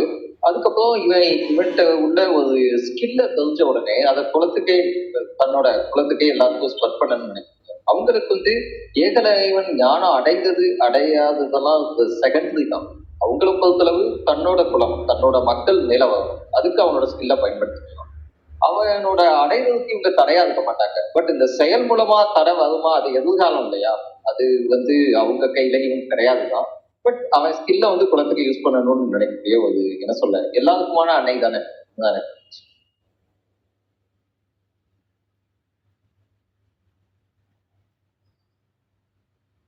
சொல்லுங்கண்ணா. எனக்கு கிட்டத்தட்ட முத்து சொன்னதுதான் எனக்கும் இருக்கு. அது இது வரைக்கும் வந்து துரோணர் ஒரு இடத்துல 2-3 பேத்துக்கு மறுத்திருக்காருல்ல, இது பண்ணக்கூடாது, நான் அவனை கற்பிக்க மாட்டேன் அப்படிங்கிற மாதிரி ஒரு இடத்துல வந்து சொல்லியிருக்காரு. அதெல்லாம் மீறி இவன் வந்து அந்த குலத்துக்கு கிடைக்கணும் அப்படின்னு நினைக்கிறான்ற மாதிரிதான் எனக்கு தோணுச்சு. இவன் வந்து அவனுக்கு மட்டுமே கத்துக்கிட்டு இருந்தான் அப்படின்னா அவன் ஞானி ஆகலாம், வழி இருக்கு, நிஜமாவே அவன் ஞானி ஆயிருப்பான் அப்படிங்கிறதுதான் என்னுடைய எண்ணம். ஆனா அவளுக்கு வந்து தன்னுடைய குலமும் வளரணும் அப்படிங்கிறப்போ அது வந்து பரவணும் அப்படிங்கிற எண்ணம் இருக்கு அப்படிங்கிறதுதான் தேவை. துரோணருக்குமே அது இருக்கு. அவர் எல்லாரையுமே வந்து அவருக்கு கொடுக்கணும், எல்லாருக்குமே வில்வித்தையை கத்துக் கொடுக்கணும் அப்படின்ட்டு இருக்கிற பட்சத்துல அவரால் கன்ஸ்டன்ட்னால அவர் வந்து ஒரு ஜெயிலுக்குள்ள போன மாதிரி ஆயிடுறாரு. இல்ல இவங்களுக்கு மட்டும்தான் கத்துக் கொடுக்க முடியும், நான் கத்துக் கொடுக்க முடியாது அப்படிங்கிறப்போ இந்த இடத்த வச்சு பார்க்கும்போது அவளுடைய அந்த பார்வை வந்து நல்லாதான் கரெக்டானதா தான் இருக்கு. உனக்கு மட்டும் இருக்கிறப்போ அது தனி ஞானம் வந்து எந்த அளவுக்கு உபயோகப்படும் தெரியாது. அது வந்து அந்த குலத்துக்கும் எதிர்காலத்துல வர மக்களுக்கும் பயன்படுற மாதிரி இருக்கிறப்பதான் அது வந்து ஞானம் வந்து உதவும் அப்படின்னு சொல்றது வந்து எனக்கு சரின்னு தான் படுது. ஆனா செந்தில் சொல்ற மாதிரி வந்து அவன் தனியா இதை மட்டும் கத்துக்கிட்டு இருந்தானா அவனால ஞானியா இருக்க முடியுமா அப்படின்னு தான் எனக்கு தெரிஞ்சு முடியும்ட்டு தான் எனக்கு தோணுது. இது இல்லாம இப்படியே அவரு அங்க போய் அதாவது நான் இதுல வாட்ஸ்அப்ல சொன்ன மாதிரி ஒருவேளை அங்க குருகுலத்துக்கு போயிருந்தாங்கன்னா பிரச்சனை வந்திருக்கலாம். அர்ஜுனன் இவங்களுக்குள்ள இருக்கிற அந்த பிரச்சனை வந்து ஒரு முட்டுக்கட்டை மாதிரி வந்திருக்கும் அது போறதுக்கு. அதை தாண்டுவானாங்கிறது டவுட்.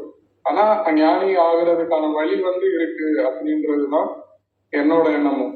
2 ஸ்வர்ணைக்கு வந்து நாட்டை நடத்தணுன்ற ஒரு பொறுப்பு இருக்குல்ல, அந்த பொறுப்பை வந்து அவன் கையில கொடுக்குற மாதிரிதான் எனக்கு தோணுச்சு. நீ ஒரு ஆள் இல்ல, இந்த உனக்குன்ட்டு ஒரு நாடும் இதுவும் இருக்கு, அதை வழி நடத்திட்டு போற பொறுப்பும் உனக்கு வந்து தேவை அப்படி. ஏன்னா இது வரைக்கும் அவன் வந்து சின்ன பையனா தான் இருக்கான், இளைஞன் அளவுக்கு தான் வந்து அவன் வந்திருக்கான்.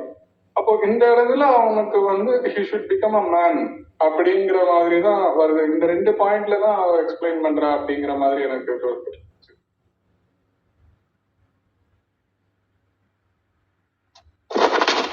நன்றி கணேசனா. அரவிந்த் திருக்குமலை சார் சொல்றீங்களா? வணக்கம். சொன்னை சரியா வழியா காட்டிருக்கீங்களா? கேக்குதா?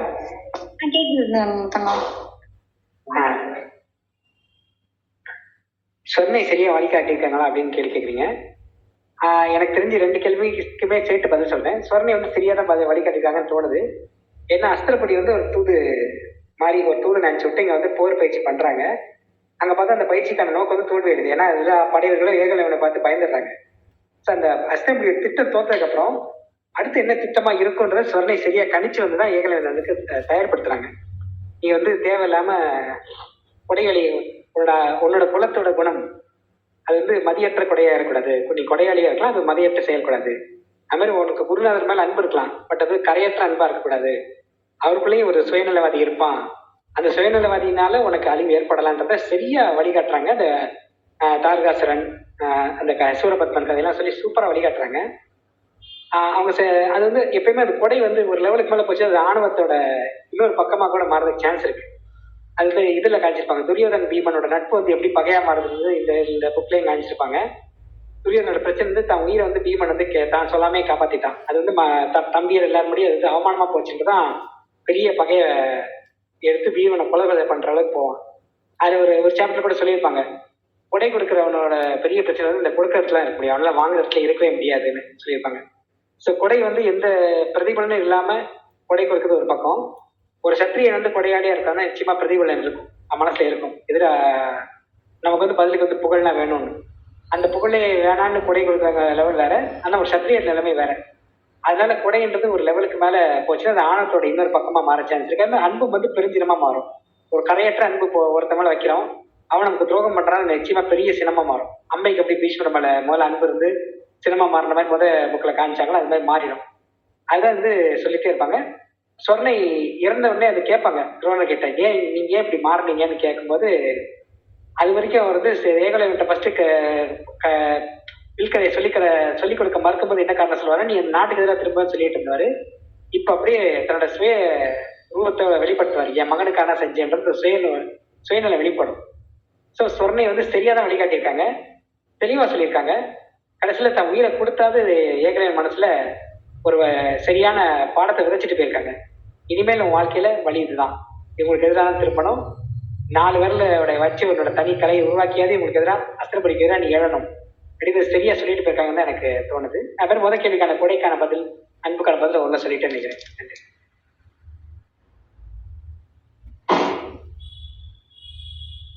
நன்றி அரவிந்த். திருமலை சார் நீங்க சொல்றீங்களா? இல்லம்மா. Okay sir. கிரி? அக்கா எனக்கு இதுல எதுவும் சொல்றதுக்கு இல்லக்கா. ஓகே தாங்க மேம். நீங்க ஏதாவது சொல்றீங்களா? இல்லை கவிதா, நான் படிச்சுட்டு தான் சொல்ல முடியும் கவிதா. ஓகே.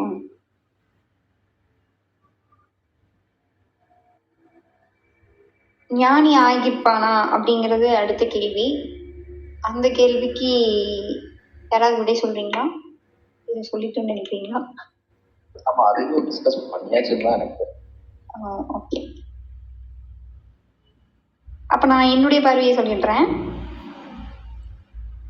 ஞானி ஆகியிருப்பானா அப்படின்னு பார்த்தோம் அப்படின்னா, சொன்னை தனியா சரியா வழி நடத்துறாங்க. இந்த 2 கேள்வி சேர்த்துதான் என்னால பதில் சொல்ல முடியும். துரோணன் வந்த உடனே ஏக்கலன் வந்து மடியில அந்த காலை குறுக்கி வச்சுட்டு குரு நம்மளை தேடி வந்திருக்காருன்னு சொல்லிட்டு அந்த நன்றி கடன்ல அப்படியே பொங்கி அழுகிற மாதிரி ஆயிடுவான். அந்த அளவுக்கு அவனுக்கு ஒரு நன்றி கடன் பத்தி அவன் நினைக்கிறான். நாளைக்கு ஒருவேளை இந்த குலத்தை காக்க வேண்டிய கடமை ஏக்கலனுடையதுதான். இதை உதறிட்டு போனா, இவ்வளவு நன்றி கடன் இருக்கிற ஒருத்தன் இதை உதறிட்டு போனா அவனால நிம்மதியா இருக்க முடியாது அப்படின்னு தான் நான் நினைக்கிறேன். வேணும்னா அவன் ஞானி ஆயிருப்பா அப்படிங்கிற மாதிரி தான் நான் நினைக்கிறேன். ஜெயமோகன் சார் வந்து ஒருத்தர் பத்தி குறிப்பிட்டிருப்பாரு, எனக்கு அது மறந்துடுச்சு. அவர் வந்து காலையில அரசருடைய காவலரா கேரள திருவிதாங்கூர் அரசருடைய காவலரா போவாராம். சாயந்தரம் வந்து இந்த வேத பாடல்கள் வந்து அந்த அரசருக்கே சொல்லி கொடுப்பாராம். டெய்லியுமே இது நடக்குமா. அவர் வந்து ஞானத்தை தேடி போனாலும் இந்த இல்லற வாழ்க்கையை விட்டுட்டு போகல அப்படின்னு சொல்லியிருப்பாரு. அந்த மாதிரியான ஒரு ஞானம் ஏக்கலைவன்கிட்ட வந்திருக்க வாய்ப்புண்டு அப்படின்னு நான் நினைக்கிறேன். அப்புறம் பொது நலன் கருதி பொதுமக்களுக்காக சேவை செய்யறதே வந்து ஒரு துறவு தான் அப்படின்னு ஒரு இடத்துல அவரே சொல்லியிருப்பாரு. கிருஷ்ணமால் ஜெயகாந்தனுடைய வாழ்க்கையோ இல்லை வேற ஏதாவது ஒரு பொது நலனுக்காக தன்னலம் இல்லாமல் வேலை செய்யற எங்களுடைய வாழ்க்கையை ஒரு துறவு மாதிரி தான் இருக்கும். அது மாதிரியான ஒரு வாழ்க்கையை ஏக்கலைவனால இதுலயே அடைய முடியும். அதனால சொர்ணனை வந்து தவறா வழி நடத்தல அப்படின்னு நான் நினைக்கிறேன். அடுத்த கேள்விக்கு போறேன். அது வந்து ஆசுர மரபுல நவகண்டம் அப்படிங்கிறதுக்கான பொருள் என்ன அப்படின்னு சொல்லி கேட்டிருப்பாரு. அதுக்கு யாருக்காவது விடை தெரியும்னு சொல்லலாம்.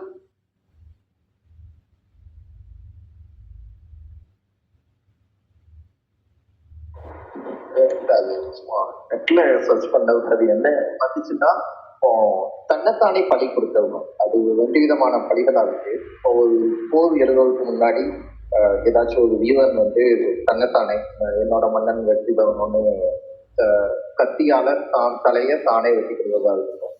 அது நவகண்டம் ஏன்னா அது இந்த தன்னோட உடல் உறுப்பை வந்து 9 துண்டுகளா வெட்டிட்டாங்க, கை காலு தனி, கடைசி 9வதா தலையை வெட்டி உயிர் போகுது. அப்போ இவங்க பண்றாங்க இல்லையா ஒரு இதுக்காக, அது அது என்ன ஒரு பழிசொல்லுக்காக ஏதோ ஒரு இருக்காங்க, இது ஒரு பழி கொடுக்க வருவாங்க. ஸோ இதையும் நவகண்டம் தன்னைத்தானே பழி கொடுக்கும்.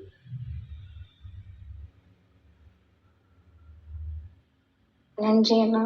அப்போ சொன்னனே வந்து துரோணருக்கு எதிரான போருக்கு இப்பவே ஒரு பழி கொடுத்துட்டாங்க அப்படின்னு கூட எடுத்துக்கலாம்னு நினைக்கிறேன். அடுத்து வணிக அறமும் மன்னனுடைய மரமும் இணையாத போது வணிகம் சரியா நடக்காது அப்படின்னு சொல்லி ஒரு இடத்துல சொல்லுவாங்க. அதுல மன்னனின் மரம் அப்படின்னு ஏன் சொல்லியிருக்காங்க அப்படின்னு சொல்லி கேள்வி. அதற்கான பதில் யாரு சொல்றீங்களா?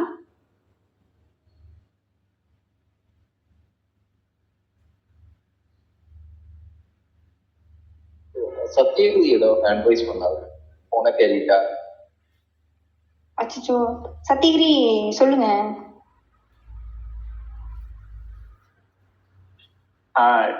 இல்ல நீங்க இந்த மாதிரி சொன்னீங்கல்ல, அதாவது அவருக்கு எதிராக எழுந்திரிச்சிட்டாங்கன்னா இப்ப இந்த மொத்த சினாரியாவுமே அந்த மாதிரிதான் இருக்கு. இப்ப அந்த அசுர குடிகள் இல்ல, அதாவது மைய அரசு ஒண்ணு இருக்குல்ல, தூய கஷத்திரியர்கள் அப்படின்னு ஒண்ணு, அதுக்கு எதிரா இந்த மாதிரி வந்து அதாவது தனியா ஒதுக்கப்பட்டவர்கள் இல்லைன்னா வந்து இன்னும் தூய கஷத்திரியர்கள் ஆகாதவர்கள் அப்படின்னு இருக்கிற ஒருத்தவங்களுக்கான அந்த போர், அந்த அதிகாரம் வந்து அவங்களை வந்து தொடுதலை எங்கேருந்தோ வந்து அவங்கள தொடர்தான் இந்த மொத்த சீக்வன்ஸுமே அப்படிதான் இருக்கு.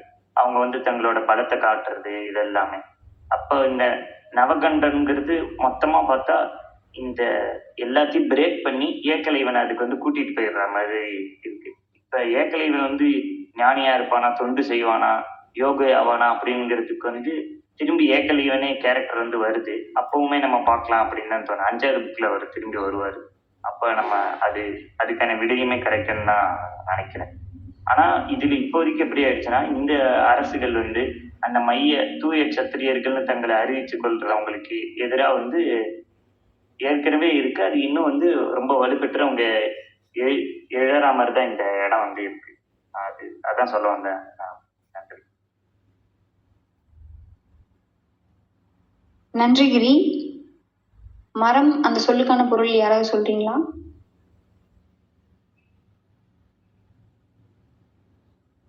வீரம் தான் அர்த்தம்னு நினைக்கிறேன். வீரம், வைலன்ஸ், வன்முறை.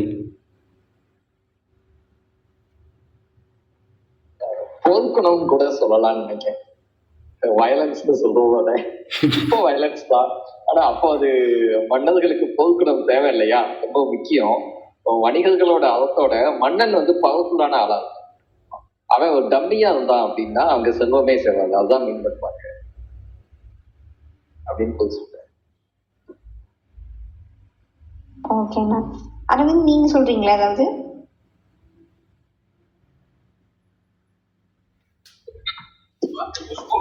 இல்ல தெரியலம்மா, எனக்கு உண்மையிலே தெரியறதுனால தான் கேட்டேன். எனக்கு சந்தேகமா தான் இருக்கு. ஓகே ஓகேண்ணா. தினேஷண்ணா? எனக்கும் தெரியல. இல்ல அரவிந்தோட கேள்வி வந்து ஏன் அறம்னு சொல்லாம மரம்னு சொல்றாங்க அப்படின்றது. ஆமாண்ணா. அது தெரியல. குட் ஈட்ஸ் மரம் அறம்னா அதுதானே. அவனுடைய நற்குணங்கள் இது இல்லாம ஏன் ஒரு குணத்தை மட்டும், போர் குணத்தை மட்டும் வச்சு சொல்றாங்க அப்படிங்கிறது அது தெரியல, யோசிக்கணும். இல்ல இது ரெண்டுமே வெவ்வேறு வார்த்தைகள் இருக்குன்னு சொன்னாங்க. அவன் அதுதான் யூஸ் பண்ணியிருக்காங்க. அவன் இதுதான் போர் குணம் தான் அவரோட மீனிங். ஓகே. வணிக அறம்னு சொல்றாங்க, மன்னனின் அறம்னு வரலையே அப்படின்றதுதான் அரவிந்தோட கேள்வியா இருந்தது. மன்னனுக்கு வந்து போர்க்குணம் வேணும் அப்படிங்கிற மாதிரி இந்த மீன் பண்ணுவாங்க. அதாவது இத இப்படி எடுத்துக்கலாமா, செல்வம் சேர அந்த ஆஸ்பெக்ட வச்சு பார்க்கும்போது வணிகத்துல அறம் தேவை, மன்னனுக்கு மரம் தேவை அப்படின்னு எடுத்துக்கலாமா? செல்வம் சேர்றத மட்டும் வச்சு பார்க்கும்போது அந்த ஆஸ்பெக்ட். அப்படிதான். இப்பதான் கூகுள் பண்ணேன், ஸ்பெல்லிங் மிஸ்டேக் நினைச்சிட்டு இருந்தேன். கூகுள் பண்ணும்போது அறம் உண்மையா ஸ்பெல்லிங் மிஸ்டேக் தான் நினைச்சேன். என்ன போட்டிருந்துச்சு, மன்னனின் வெற்றிகளை குறிக்குது அப்படின்னு போட்டிருக்கு. அப்ப அவர் என்ன சொல்லியிருக்காருன்னா, வணிக அறமும் மன்னனின் மரமும் இணையாமல் செல்வம் சேருவதில்லை. அதாவது வணிக அறத்துல ஒரு செல்வம் சேரும், ஆனா அந்த செல்வம் மட்டும் ஒரு நாட்டுக்கு போதுமான கண்டிப்பா இல்லை. அப்ப மன்னன் ஒரு வெற்றி அடைஞ்சு அந்த செல்வத்தை எடுத்துட்டு வருவாங்க, அங்கேயே அவங்களுக்கு ஒரு செல்வம் கிடைக்கும்ல. இப்படியே எடுத்துக்கலாம் தானே, எனக்கு தெரியல. இப்படியே அதை எடுத்துக்கலாம்ல. இப்ப அந்த இது சேரும் போது இன்னும் நல்ல செல்வம் சேரும்ல.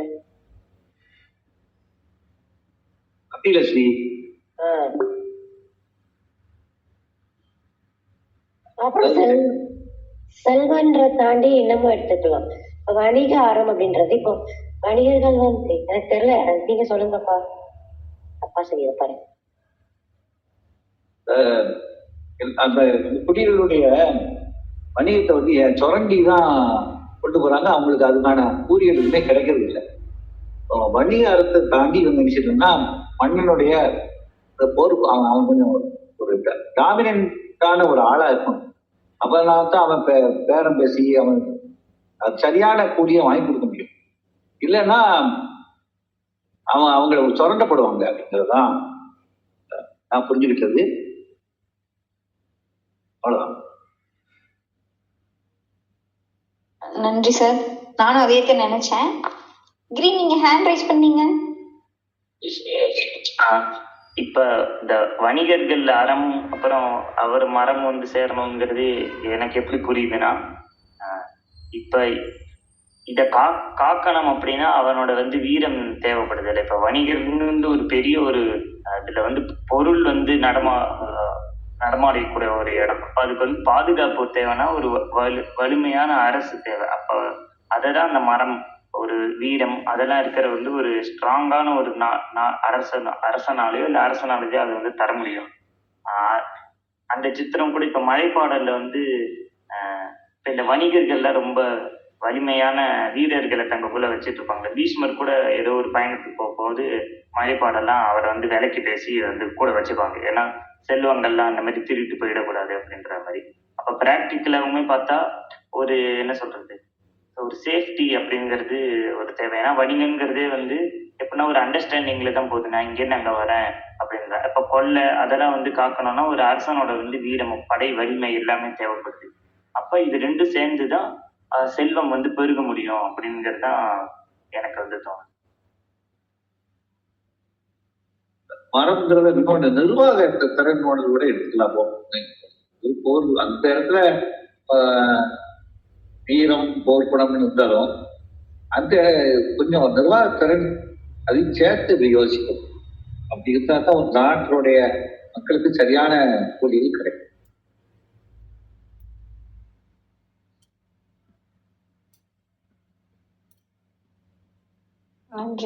நன்றி சார். வேற ஏதாவது இதை சார்ந்து கருத்து வச்சிருக்கீங்களா?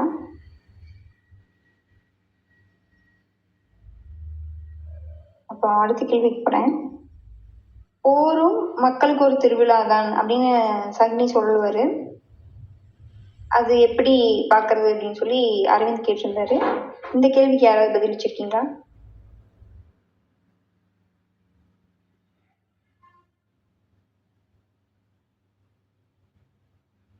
இத எப்படி விலைக்கு சொல்லணும்னு தெரியல. ஆனா இப்போ நம்ம பொதுவாகவே இந்த நம்ம பேய் படம் பொதுவா எது மக்கள் அதிகமா பார்க்கணும், பேய் படமா இருக்கட்டும், இல்லைன்னா ஒரு பெரிய அழிவு இருக்குல்ல. இப்போ ஷார்ட்ஸ்ன்னு எடுத்துக்கிட்டோம்னா ஒரு பெரிய பில்டிங் இருக்குது, வெள்ளம். இப்போ இது திடீர்னு நம்ம ஊர்லயே ஒரு பெரிய மழைன்னா ஒரு இது இருக்காது இல்லையா? ஸோ அதை நம்ம கால்குலேட் பண்ணிக்கலாம் அந்த டைப்ல யோசிக்காது. அதோட எக்ஸைட்மெண்ட் இருக்குல்ல. இப்போ இதுல இப்போ மக்களுக்கு ஏற்படுது ஒரு அன்றாடத்துல வரக்கூடிய ஒரு எக்ஸைட்மெண்ட் இருக்கு இல்லையா? அதை சாதாரணமே கொடுக்கும். அது ஏன் கொடுக்கும்? அது தப்பு இல்லை, நம்ம தான் அஃபெக்ட் பண்ணுவோம். ஏன் வண்டியில நினைக்கும் ஆமா அது அடுப்புதான் தோணும் யோசிச்சதுக்கு அப்புறம். பட் யோசிக்கிறதுக்கு முன்னாடி இப்போ நியூஸ்ல கேட்டோம் அப்படின்னாலே பெரிய ஒரு நிலச்சரிவோ ஏதோ நம்மளை அறியாமலே அப்போ வெக்கமா இருக்கும், சே இந்த எப்படி நினைக்கும் அப்படின்னு. இது இன்ஸ்டிங்க்டாவே அப்படி போனதா அதை எப்படி விலைக்கு சொல்லிட்டு இல்லை. பட் இப்ப நம்மளோட மேனுஃபேக்சரிங் டிஃபெக்டான்னு தெரியல, ஹியூமனுக்கு அது உண்டான்னு.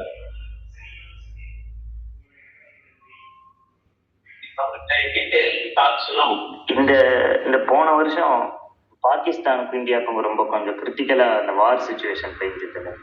அப்போ ஃபுல்லா சுத்தி வந்து பார்த்தது எல்லாருக்குமே அந்த வந்து இப்படியே ஜாலியா என்ஜாய் பண்ணாங்க. அது ஐபிஎல் பாக்குற மாதிரி. நான் அங்க ஃப்ரெண்ட்ஸ் எல்லாம் ஒரு ஊர்ல இருந்தோம். அங்க ஒரு அண்ணா வந்து நியூஸ்ல பார்த்துட்டு இருக்காரு. அந்த நியூஸ் சேனல் வந்து எனக்கு தெரிஞ்சு அப்போ அன்னைக்கு ஒரு 2 நாள் முன்னாடி தான் உருவாக்கப்பட்டதுன்னு நினைக்கிறேன். அந்த பேரையே அதுக்கு முன்னாடி பார்த்துருக்கேன். அந்த மாதிரி அதாவது அந்த நியூஸ் சேனல் எப்படி நியூஸ் போடுறாங்கன்னா நைட் ஒரு 11 12 மணி இருக்கும். அந்த அண்ணா அப்படியே உச்சத்துல அப்படியே கொண்டாடுறாரு. போச்சு பாகிஸ்தான் ஸ்ட்ரெயிட்டா போட்டான். அந்த ஏர்போர்ட்லயே குண்டு போட்டான். மொத்த பாகிஸ்தானுமே காலி. அங்க குண்டு போட்டா இங்க அதாவது பாகிஸ்தான் ஒரு இடமே இல்லை. அவர் சொல்ற நியூஸ் தான் பச்சு. ஊரு குண்டு போட்டான், அணு குண்டு போட்டான், என்னென்னமோ பார்த்து சொல்லிட்டே இருக்காரு. நாளைக்கு காத்தால பாருங்க எல்லாம் இதுவாயிடும் அப்படின்றாரு. இப்ப அவங்க எல்லாம் சுத்தி இருக்கிறவங்க அப்படியே அதிர்ச்சியை கேட்டுக்கிட்டே இருக்காங்க. அவர் ஏன் அவ்வளவு குஷியாராருன்னு எனக்கு தெரியவே இல்லை. நானும் பார்த்துக்கிட்டே இருக்கேன். அப்புறம் அடுத்த நாள் காத்தால வந்து எந்திரிச்சு இந்த மாதிரி பார்த்தா நியூஸ்ல வருது சாதாரணமா தான் இருக்கு அப்படின்னு சொல்லிட்டு. உடனே இவர்ல கொஞ்சம் ரொம்ப சோகமா, இல்லடா நேற்று பார்த்தது வந்து ஏதோ ஸ்கேம் நியூஸ் போல இருக்கு அப்படின்னு.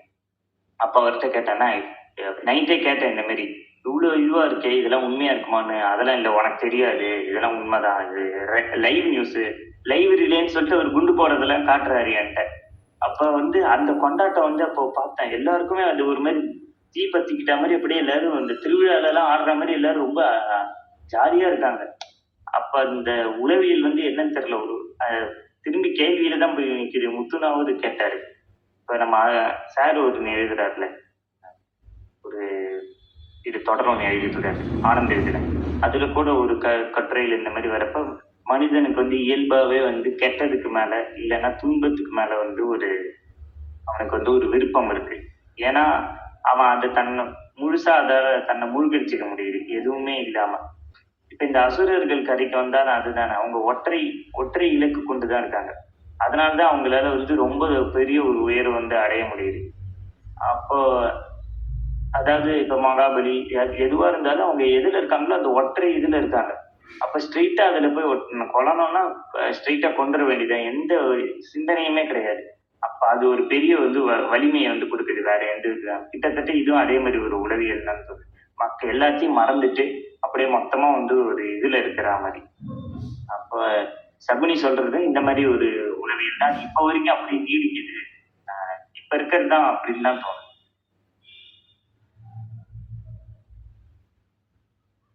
நன்றி கிரி. வேற யாராவது சொல்றீங்களா? அரவிந்த் சொல்றேம்மா. இது வந்து அடிக்கடி ஜெயமோகன் சொல்லிட்டே இருக்கதான். இவன் மலைப்பாடல்ல படிச்சிருப்போம். விதுரர் இதே கான்செப்ட் சொல்லுவாரு. மக்களுக்கு வந்து பெரிய பெரிய அமைப்புகள் வந்து இடிச்சு சரியணும்னு ஆசைப்படுவாங்க. பாண்டோட திருதராஷ்டிரருக்கு வந்து பதவியேற்பு கொடுக்குற மாதிரி இருக்கும்போது கடைசியில பாண்டுக்கு வந்து பதவி போயிடும். அப்ப இந்த கான்செப்ட் வந்து மக்கள் ஏதோ ஒரு மாற்றத்தை எதிர்பார்க்கறாங்க, எல்லாம் பெரிய அமைப்புகளை இடிச்சு விடணும்னு சொல்லுவாருன்னு. எங்கிருந்து இது எடுத்த இந்த உளவியல் நான் பார்த்துட்டே இருக்கும்போதுதான் இப்ப போர் மவேதி வாசிட்டு இருக்கும்போது தெரிஞ்சுது. அங்க வந்து இப்ப நம்ம கிரி சொன்ன மாதிரியே ஒரு கான்செப்ட் இருக்கும். போர் நடந்துட்டு இருக்கோம், ரஷ்யாவுக்கும் பிரெஞ்சுக்கும். ஆஸ்திரேலியா சேர்த்து சண்டை போட்டுருப்பாங்க நெப்போலியனோட. அதுல ஒரு சிவிலியன் வந்து இப்போ கொண்டாடிட்டு இருப்பான்.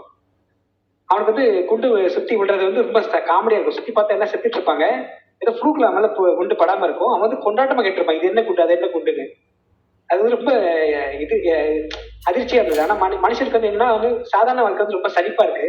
அது மீள்றதுக்காக ஏதோ ஒன்று நடத்தாகணும். அது தன்னையே அடிச்சாலும் பரவாயில்ல. அது வந்து மக்களுக்கு அந்த மாதிரி ஒரு மைண்ட் செட் இருக்கிறது வந்து பெரிய பெரிய நாவலாசிகள் காமிச்சிட்டே இருக்காங்க. இவருக்கு வந்து இந்த டால்ஸ்டாய் வந்து ஜெயமோகன் அவர்களுக்கு ரொம்ப ரொம்ப ஒரு மாஸ்டர் மாதிரி அவர் பாக்குறாரு. எப்பவுமே டால்ஸ்டாய் என்னுடைய ஆணவம், என்னுடைய தலை மண்டியிடுற ஒரே இடம் வந்து டால்ஸ்டாயோட காலடி தான். அப்படியே அடிக்கடி பின்தொடர் நிலையில் கூட எல்லாம் சொல்லியிருக்காரு. மனுஷனுக்கு வந்து சரிப்பட்டு விடுபடுறதுக்கு எது நடந்தாலும் பரவாயில்லன்னு ஒரு கான்செப்ட். அதாவது இந்தியா பாகிஸ்தான் வார எதிர்பார்க்கறது, அது மாதிரி இப்ப ஈரான் வந்து அமெரிக்கா அடிக்கிறது வந்து ரொம்ப என்ஜாய் பண்றது. ஆனா அதே நாட்டிலையும் நம்மள மாதிரி குடும்பம் இருக்கெல்லாம் மக்கள் யோசிக்க மாட்டாங்க. அவன் திரும்ப அடிக்கும் போதுதான் நமக்கு அழிவு ஏற்படும் போது நம்ம வந்து பயப்படுவோம். அது வரைக்கும் இது மாதிரி கொண்டாட்டம் தான் இருக்கும். ஆனா போர்கள் வந்து எதிரால உருவாகுதுன்னா பெரிய பெரிய ஆட்கள் வந்து பெரிய பெரிய அரசியல்வாதிகள் அவங்களோட பதவியை தக்க வைக்கிறதுக்காக அந்த போர்ன்றது நடக்குது. இப்ப பாகிஸ்தான் இந்தியாவுக்கு போர் இல்லைன்னா இந்தியாவில இருக்கிற சில அரசியல் சர்ச்சைகள் வந்து இருக்க முடியாது. அதே மாதிரி இந்தியாவை வந்து இப்ப நண்பனா நினைக்க ஆரம்பிச்சோன்னா பாகிஸ்தான்ல சில ஆட்சியாளர்களோட பதவி போயிடும். பெரிய பெரிய ஆட்கள் அவங்களோட பதவியை காப்பாற்றிக்கிறதுக்காக எதிரிகளை உருவாக்குறாங்க. மக்கள் வந்து தன்னுடைய சலிப்புல இருந்து விடுபடுறதுக்காக வந்து தெரியாம அறியாம இதுக்கு வந்து பலியாடுறாங்க. அது வந்து பெரிய கொண்டாட்டமா தெரியுற மாதிரி ஒரு உளவியல் வந்து காட்டுற மாதிரி அழகா இந்த மாதிரி செவ்விலக்கியங்கள்ல காட்சியே இருக்காங்க. ரொம்ப அழகா இருக்கும். இந்த மாதிரி பெரிய பெரிய நாவல்லாம் படிக்கும்போது நமக்கு வந்து தத்ரூபா நம்ம கண் முன்னாடி தெரியும். நன்றி. நன்றி அரவிந்த். திருமுனை குமார் சார், நீங்க ஏதாவது சொல்றீங்களா? இல்லம்மா, பேசிட்டாங்க, கரெக்டா பேசிட்டாங்க. சொன்னா மேம். நானும் அரவிந்த் சார் இந்த மாதிரி தான் யோசிக்கிறேன் கவிதா. அன்றாட வாழ்க்கையில உள்ள சலிப்பு, உள்ள அந்த சின்ன ஆணவம் கூட சொல்லலாம் இல்லையா, நம்மளால முடியாதத ஒரு மனசுக்குள்ள இருக்கக்கூடிய சின்ன சின்ன வஞ்சங்கள், அதை வந்து நிறைவேற்றிக்கிறதுக்காக இதை பெருசா பார்த்து பூரிக்கிறத மாதிரி தான் அது. இது வெளியில உள்ளது கிடையாது. கண்டிப்பா அதை வந்து நான் புரிஞ்சுக்கிறேன். இப்ப இருக்கிற கரண்ட் அரசியல் நிலைமையில நான் பார்த்துட்டு தான் வரேன். நானு உள்நாட்டுல ஏதாவது ஒரு பெரிய பிரச்சனைகள் வரும்போது, ஒரு சின்ன விஷயங்கள் டாலரேட் பண்ண முடியாதுன்னும் போது திசை திருப்பறதுக்காகவே வந்து உடனே ஈரான் மேல ஒரு ஒரு குண்டை போட்டு விட்டுடுறது. அது இந்த மாதிரி அரசியல்ல நடக்குது. அது பெரிய லெவல்ல இருந்தாலுமே சின்ன சின்ன மனதினுடைய ஒரு ஒரு ஒரு அந்த ஒரு மஞ்சமோ, அந்த என்ன சொல்றது, அந்த கெட்ட இதை வந்து நிறைவேற்றிக்கிறதுக்கு ஒரு கொடூரம்னு சொல்லலாமா, கொடூரத்தை நிறைவேற்றிக்கிறதுக்காக யாரையோ சொல்றது. இது வந்து அன்றாட சலிப்புல பார்ப்போம் இல்லையா, நம்ம வந்து ஒரு ஃப்ரெண்ட்ஸை பத்தியோ இல்லைன்னா வேற ஒரு யாரை பத்தியும் ஒரு குறை சொல்லும் போது கூட ஒரு நிறைவு ஏற்படுது இல்லை. அந்த மாதிரி தான் நானும் பாக்குறேன். அப்படிதான் இது ஒரு மரமா பாக்குறேன் கவிதா. Thank you ma'am. அஜித், உங்களை ஒரு டைம் மட்டும் கேட்டுறேன், ஏதாவது சொல்றீங்களா?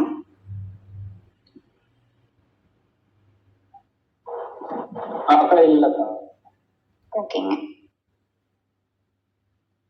வேற யாராவது சொல்றீங்களா? செந்தில். இல்லைக்கா, நண்பர்கள் வந்து எல்லா கத்தையும் சொல்லிட்டாங்க. தினேஷண்ணா.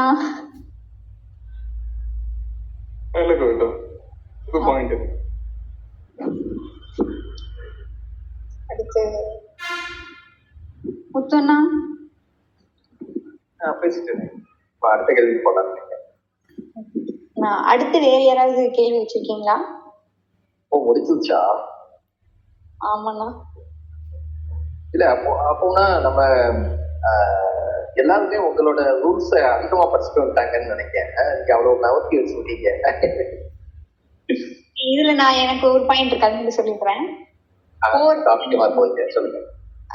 போர் அப்படின்னு வரும்போது நாம வந்து யார் சரியான தரப்பு அப்படின்னு யோசிச்சு நாம ஒரு தரப்பா நின்னுடுறோம். சோ நம்மளுக்கு பாதிப்பு ஏற்படும் போது அதுல ஒரு கவலை, ஒரு இது அடுத்த தரப்புக்கு ஏற்படும் போது சந்தோஷப்படுவோம். அந்த மாதிரி ஒரு மனநிலைக்குள்ள நம்ம உட்புகுத்திக்கிறங்காட்டிக்கும் நம்மள உள்ள செலுத்திக்கிறங்காட்டிக்கும் அது ஒரு கொண்டாட்டமா இருக்குன்னு நினைப்பேன். அவ்வளவுதானா? போன வார விவாதங்கள்ல சில கேள்விக்கு விடை வந்து கிடைக்கலன்னு சொல்லி ராஜிகா சொன்னாங்க. அரவிந்தும் தினேஷனாவும் ஏதாவது கேள்வி இருந்தா போன விவாதத்தை பத்தி சொல்லலாம். நேரம் அதிகமா இருக்கு இல்லையா? எனக்கு இன்னைக்கு இந்த 4 டாபிக்ல சில விஷயங்கள் பேசலாமா? கண்டிப்பா பேசலாம். இப்போ நம்ம இதுல தாவாசோதன் கதையில வரும் இல்லையா, அதுல வந்து மயன் வந்து அவங்களோட 3 பசங்க வந்து தவம் செஞ்சு ஒரு 3 நகரங்கள் வருவாங்க. தங்கத்தால் ஆனது, இரும்பால் ஆனது, வெள்ளியால் ஆனது அப்படின்னு. இப்போ இது சும்மா யோசிச்சு பார்க்கும்போது எல்லாமே தங்கத்தால ஆக்கியிருக்க வேண்டியதானே, இதுல என்ன பாதம் வச்சோம் அப்படின்னு தொன்மக்கதை தான். இருந்தாலும் அப்படி யோசிச்சா அதுல ஒரு மயன் வந்து ஒரு இன்ஜினியரா, ஒரு ஆர்கிடெக்சரா யோசிச்சா அவங்க வந்து அழியா நகரத்தை கேட்டாங்க. ஸோ இந்த பை நேச்சுரலா 3மே சேர்ந்தா அழியும். அதோட குணங்கள் ஒன்றுணையும் போது அதோட அழிவு எல்லாமே ஏற்படும். அப்படின்னா அதனாலதான் அவங்க ஒரு இது வைக்காங்க, 3மே இணையவே கூடாது அப்படின்னு. அதே நேரத்துல அவங்களுக்கு ஒரு லூப் ஹோல் இருக்கணும் இல்லையா, அந்த லூப் ஹோல் தான் 1000 வருஷத்துக்கு ஒரு தடவை வந்து இணையும் போது ஒரு கணம் தான். அந்த கணம் வந்து மற்றவங்களுக்கு ஒரு சான்ஸ். வெளியில வந்து ஒரு எக்ஸ்டர்னல் ஃபோர்ஸ் வந்து அந்த கணக்குலதான் மற்ற 3மே ஒன்னா வச்சு 3க்குமே ஒவ்வொரு குணம் சொல்லுவாங்க. தங்கம்னா சத்துவம், அது ரஜோ, அது தத்து, அது சமோகம் அப்படின்னு 3க்கும் ஒவ்வொரு. அது தன்னோட நேச்சுரல் இதை பண்ணும் போது இந்த மேஜிக்கல் ஃபோர்ஸ் ஒர்க்காக அது ஒன்னே அழிச்சு சொல்லலாம் அப்படிங்கிற மாதிரி சும்மா ஒரு கற்பனை வச்சுட்டாங்க.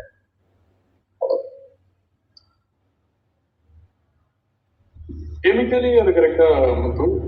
தங்கம் சேர்றது வந்து கெமிக்கலாவே அந்த மாதிரி தான். ஆமாமா ஆமாமா. இப்போ வெள்ளி இருக்கு இல்லையா, வெள்ளிக்கு வந்து அதோட கெமிக்கல் ரியாக்ஷன் வந்து அது பயங்கரமா என்ன சொல்ல ஒரு ஆற்றல் அதிகமா இருக்கும் அப்படிங்கிற மாதிரி சொல்லுவாங்க. தங்கம் வந்து ஒரு மாடரேட் ஆனது. அயன் நம்ம தெரியும் இல்லையா, அது அப்படி கிடைக்கக்கூடியது. நம்ம பிலாசபி கிளாஸ்லயே வந்து என்னன்னா இந்த பொருட்களை அப்படி பண்ணும்போது இந்த கேரக்டர்ஸ் நான் சால் சொன்னேன்.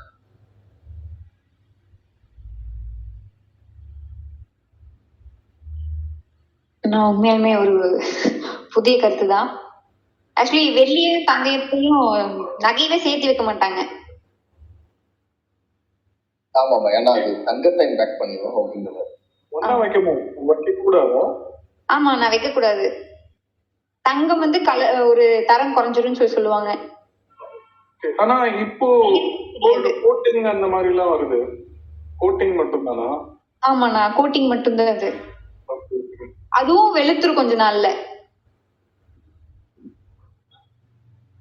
அது எனக்கு தெரிஞ்சு கோல்டு கோட்டிங்னா கோல்டு கலர் கோட்டிங் தான். உண்மையிலே கோல்டு கோட்டிங் இல்ல. நான் எனக்கு தோணுது என்ன அப்படின்னா, இந்த லாக்கர்ல வைக்கிறப்ப எல்லாம் ஒன்னாதானே வைப்போம். நம்ம வெள்ளினாலும் சரி தங்கம்னாலும் சரி ஒன்னாதானே லாக்கர்ல வைப்போம். திடீர்னு இப்போ சொன்னதுக்கு அப்புறம் அப்படி வைக்க கூடாது அப்படின்ற மாதிரி இல்ல ஒரு கவருக்குள்ள எல்லாத்தையும் ஒன்னா சேர்த்து வைக்க மாட்டாங்க, தனித்தனி கவர் வேணா வச்சுப்பாங்க. ஆமாண்ணா, ஒட்டுக்க வைக்க கூடாது, வைக்காதீங்க. முதல்ல நம்ம புதிய பயம் இல்லை உருவாக்கு. ஆமா தினேஷ், அது கண்டிப்பான கெமிக்கல் ரியாக்ஷன் இருக்குங்க தினேஷ். நோன்னு சில மெட்டல்ஸ் எல்லாம் இருக்குங்க தினேஷ். அதுல கோல்டு, சில்வர், அப்புறம் பிளாட்டினம் கூட ஒன்னா வைக்க மாட்டாங்க. பிளாட்டினம் ரொம்ப ரேர். லைக் வந்து மார்க்கெட் வேல்யூ, நம்ம நிறைய தடவை பேசிட்டோம், அது மார்க்கெட் வேல்யூ தானே தவிர அதுக்கு பெருசான வேல்யூ கிடையாது. பட் ஸ்டில் பிளாட்டினம் ஒன்னா வைக்க மாட்டாங்க. அதே மாதிரி தானே தங்கம், டைமண்டும் 2 டைமண்டையும் கூட ஒன்னா வைக்க மாட்டாங்க தினேஷ். நீரோட்டம் எல்லாம் பார்ப்பாங்கன்னு நம்ம ஊர்ல சொல்லுவாங்க, அது உண்மை. அது 2 ஃப்ரீக்வன்சில உள்ளது மட்டும்தான் வந்து ஆப்போசிட் ஃப்ரீக்வன்சில உள்ளது மட்டும்தான் டுகெதரா வைப்பாங்க தினேஷ். இல்லைன்னா அது தனித்தனியா தான் வைப்பாங்க. அதுவும் பார்த்தீங்கன்னா டைமண்ட்லாம் வந்து வெல்வெட்ல போட்டு ப்ரொடெக்ட் பண்ணி தான் வைப்பாங்க. அது பிகாஸ் கெமிக்கல் ரியாக்ஷன் நடக்கக்கூடாது, கலர் போகக்கூடாதுன்றதுனாலையும் அதனோட அந்த ஒளி சொல்லுவாங்க இல்லையா, அதெல்லாம் சரியா வராதுனால. எஸ் தினேஷ், சில மெட்டல்ஸ் வந்து கண்டிப்பா நோ டுகெதர்.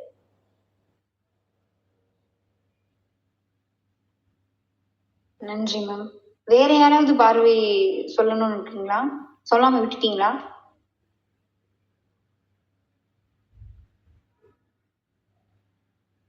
நானே இன்னொன்னு, இப்போ நம்ம இந்த ஒரு விழா நடக்கும் இல்லையா, இளநாகன் விழா நடக்கும்போது அப்போ வந்து ஒரு மண்ணுல வந்து ஒரு பெரிய சிலை செஞ்சிருப்பாங்க. அதுல வந்து என்னன்னா ஒரு பெரிய கொடை, ஒரு யோனி தெரிந்த மாதிரி, அதுல வந்து ஒரு குழந்தையோட முகம் தெரிஞ்சு அன்னையெல்லாம் வந்து இது வந்து என்னன்னா ஏன் இப்படி ஒரு சிலை, ஏன் யோனியில முகம் தெரிந்த மாதிரி ஒரு மாதிரி ஆடா இல்லையா, அதெல்லாம் யோசிச்சா இது வந்து பயங்கர தொல்குடிகள் இல்லையா. தொல்குடிகள் வந்து ஒரு உங்களுக்கு ஆச்சரியமான விஷயம்னா, ஒரு பெண் உடல்ல வந்து ஒரு மனித குலம் எல்லாமே உருவாகி இருக்கு, எல்லாமே கிரியேட் ஆகுதுன்னா அது வந்து ஒரு பெரிய மேஜிக்கல் மிராக்கலான விஷயம். அந்த காலகட்டத்துல அதுக்கு ஆண் தான் காரணங்கிறதுலாம் அவங்களுக்கு தெரிய, அதெல்லாம் பின்னாடி தெரிய வந்தோம் அப்படின்னு தான் தோணுச்சு. ஸோ அப்படிங்கும் போது இவ்வளவு பெரிய விஷயத்த வந்து ஒரு கொண்டாடணும் இல்லையா, அதுக்குதான் அவ்வளவு பெரிய சிலை இதெல்லாம் அதனாலதான் அன்னையருக்கு அவ்வளவு இம்பார்ட்டன்ஸ் அப்பதான் இருக்கு அப்படின்னு. இப்போ நம்ம அது அந்த மாதிரியான இதை எங்கேயுமே பார்க்க முடியாது, ஒரிசால மட்டும் நம்ம பார்க்கலாம் கொஞ்சம்.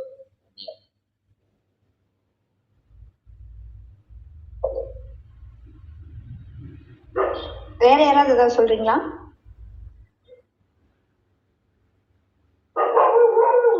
கேள்விகள்? காலபைரவர் ஏதோ சொல்ல வர்றாரு. காலபைரவரா?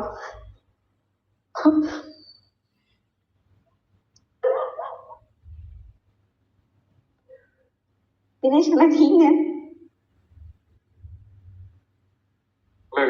தான் நம்ம ரெக்கார்டிங் ஸ்டாப் பண்ணிட்டு வேணா நிறைய. எனக்கு ஒரு கேள்வி இருக்கு. அதாவது அந்த மிருத்திகாவதியில வந்து அசுரர்களுக்கான விழா நடக்குதுன்னு சொல்லி சொன்னாங்களே, எல்லா அரக்கர்களும் வரக்கூடிய ஒரு விழா. அது மாதிரி எல்லா அரக்கர்களும் வரக்கூடிய விழா வேற எங்காவது நடக்குதா, இல்ல இப்பவுமே ஆசிரியர் நாட்டில் நடந்துட்டு தான் இருக்கா அப்படின்னு ஒரு கேள்வி இருக்கு. நான் கோயம்புத்தூர்ல பார்த்திருக்கேன்க்கா, என்னோட ஹாஸ்டல் பக்கத்துல. அதுல வந்து மோஸ்ட்லி நிறைய அசுரர்கள், அப்புறம் தெய்வங்கள், காளி அவங்களோட வேஷம் எல்லாம் போட்டு வருவாங்க. ஒரு அம்மன் கோயில். ஸ்ரீ நல்லா பாத்தியா, அது எதுவும் சுடலை மாடன் கருப்பசாமியா கூட இருக்கலாம். ஆமா, இப்ப அது டவுட் வந்துச்சு நீங்க கேட்கலாம்.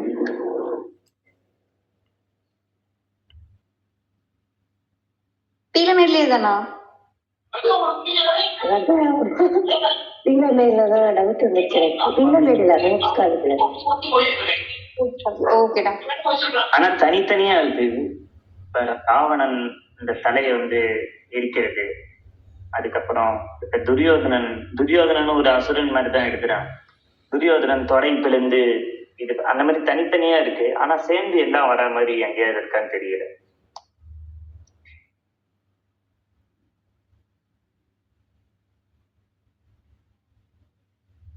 செந்தில், உங்களுக்கு ஏதாவது தெரியுமா? தெரியலையேங்க்கா.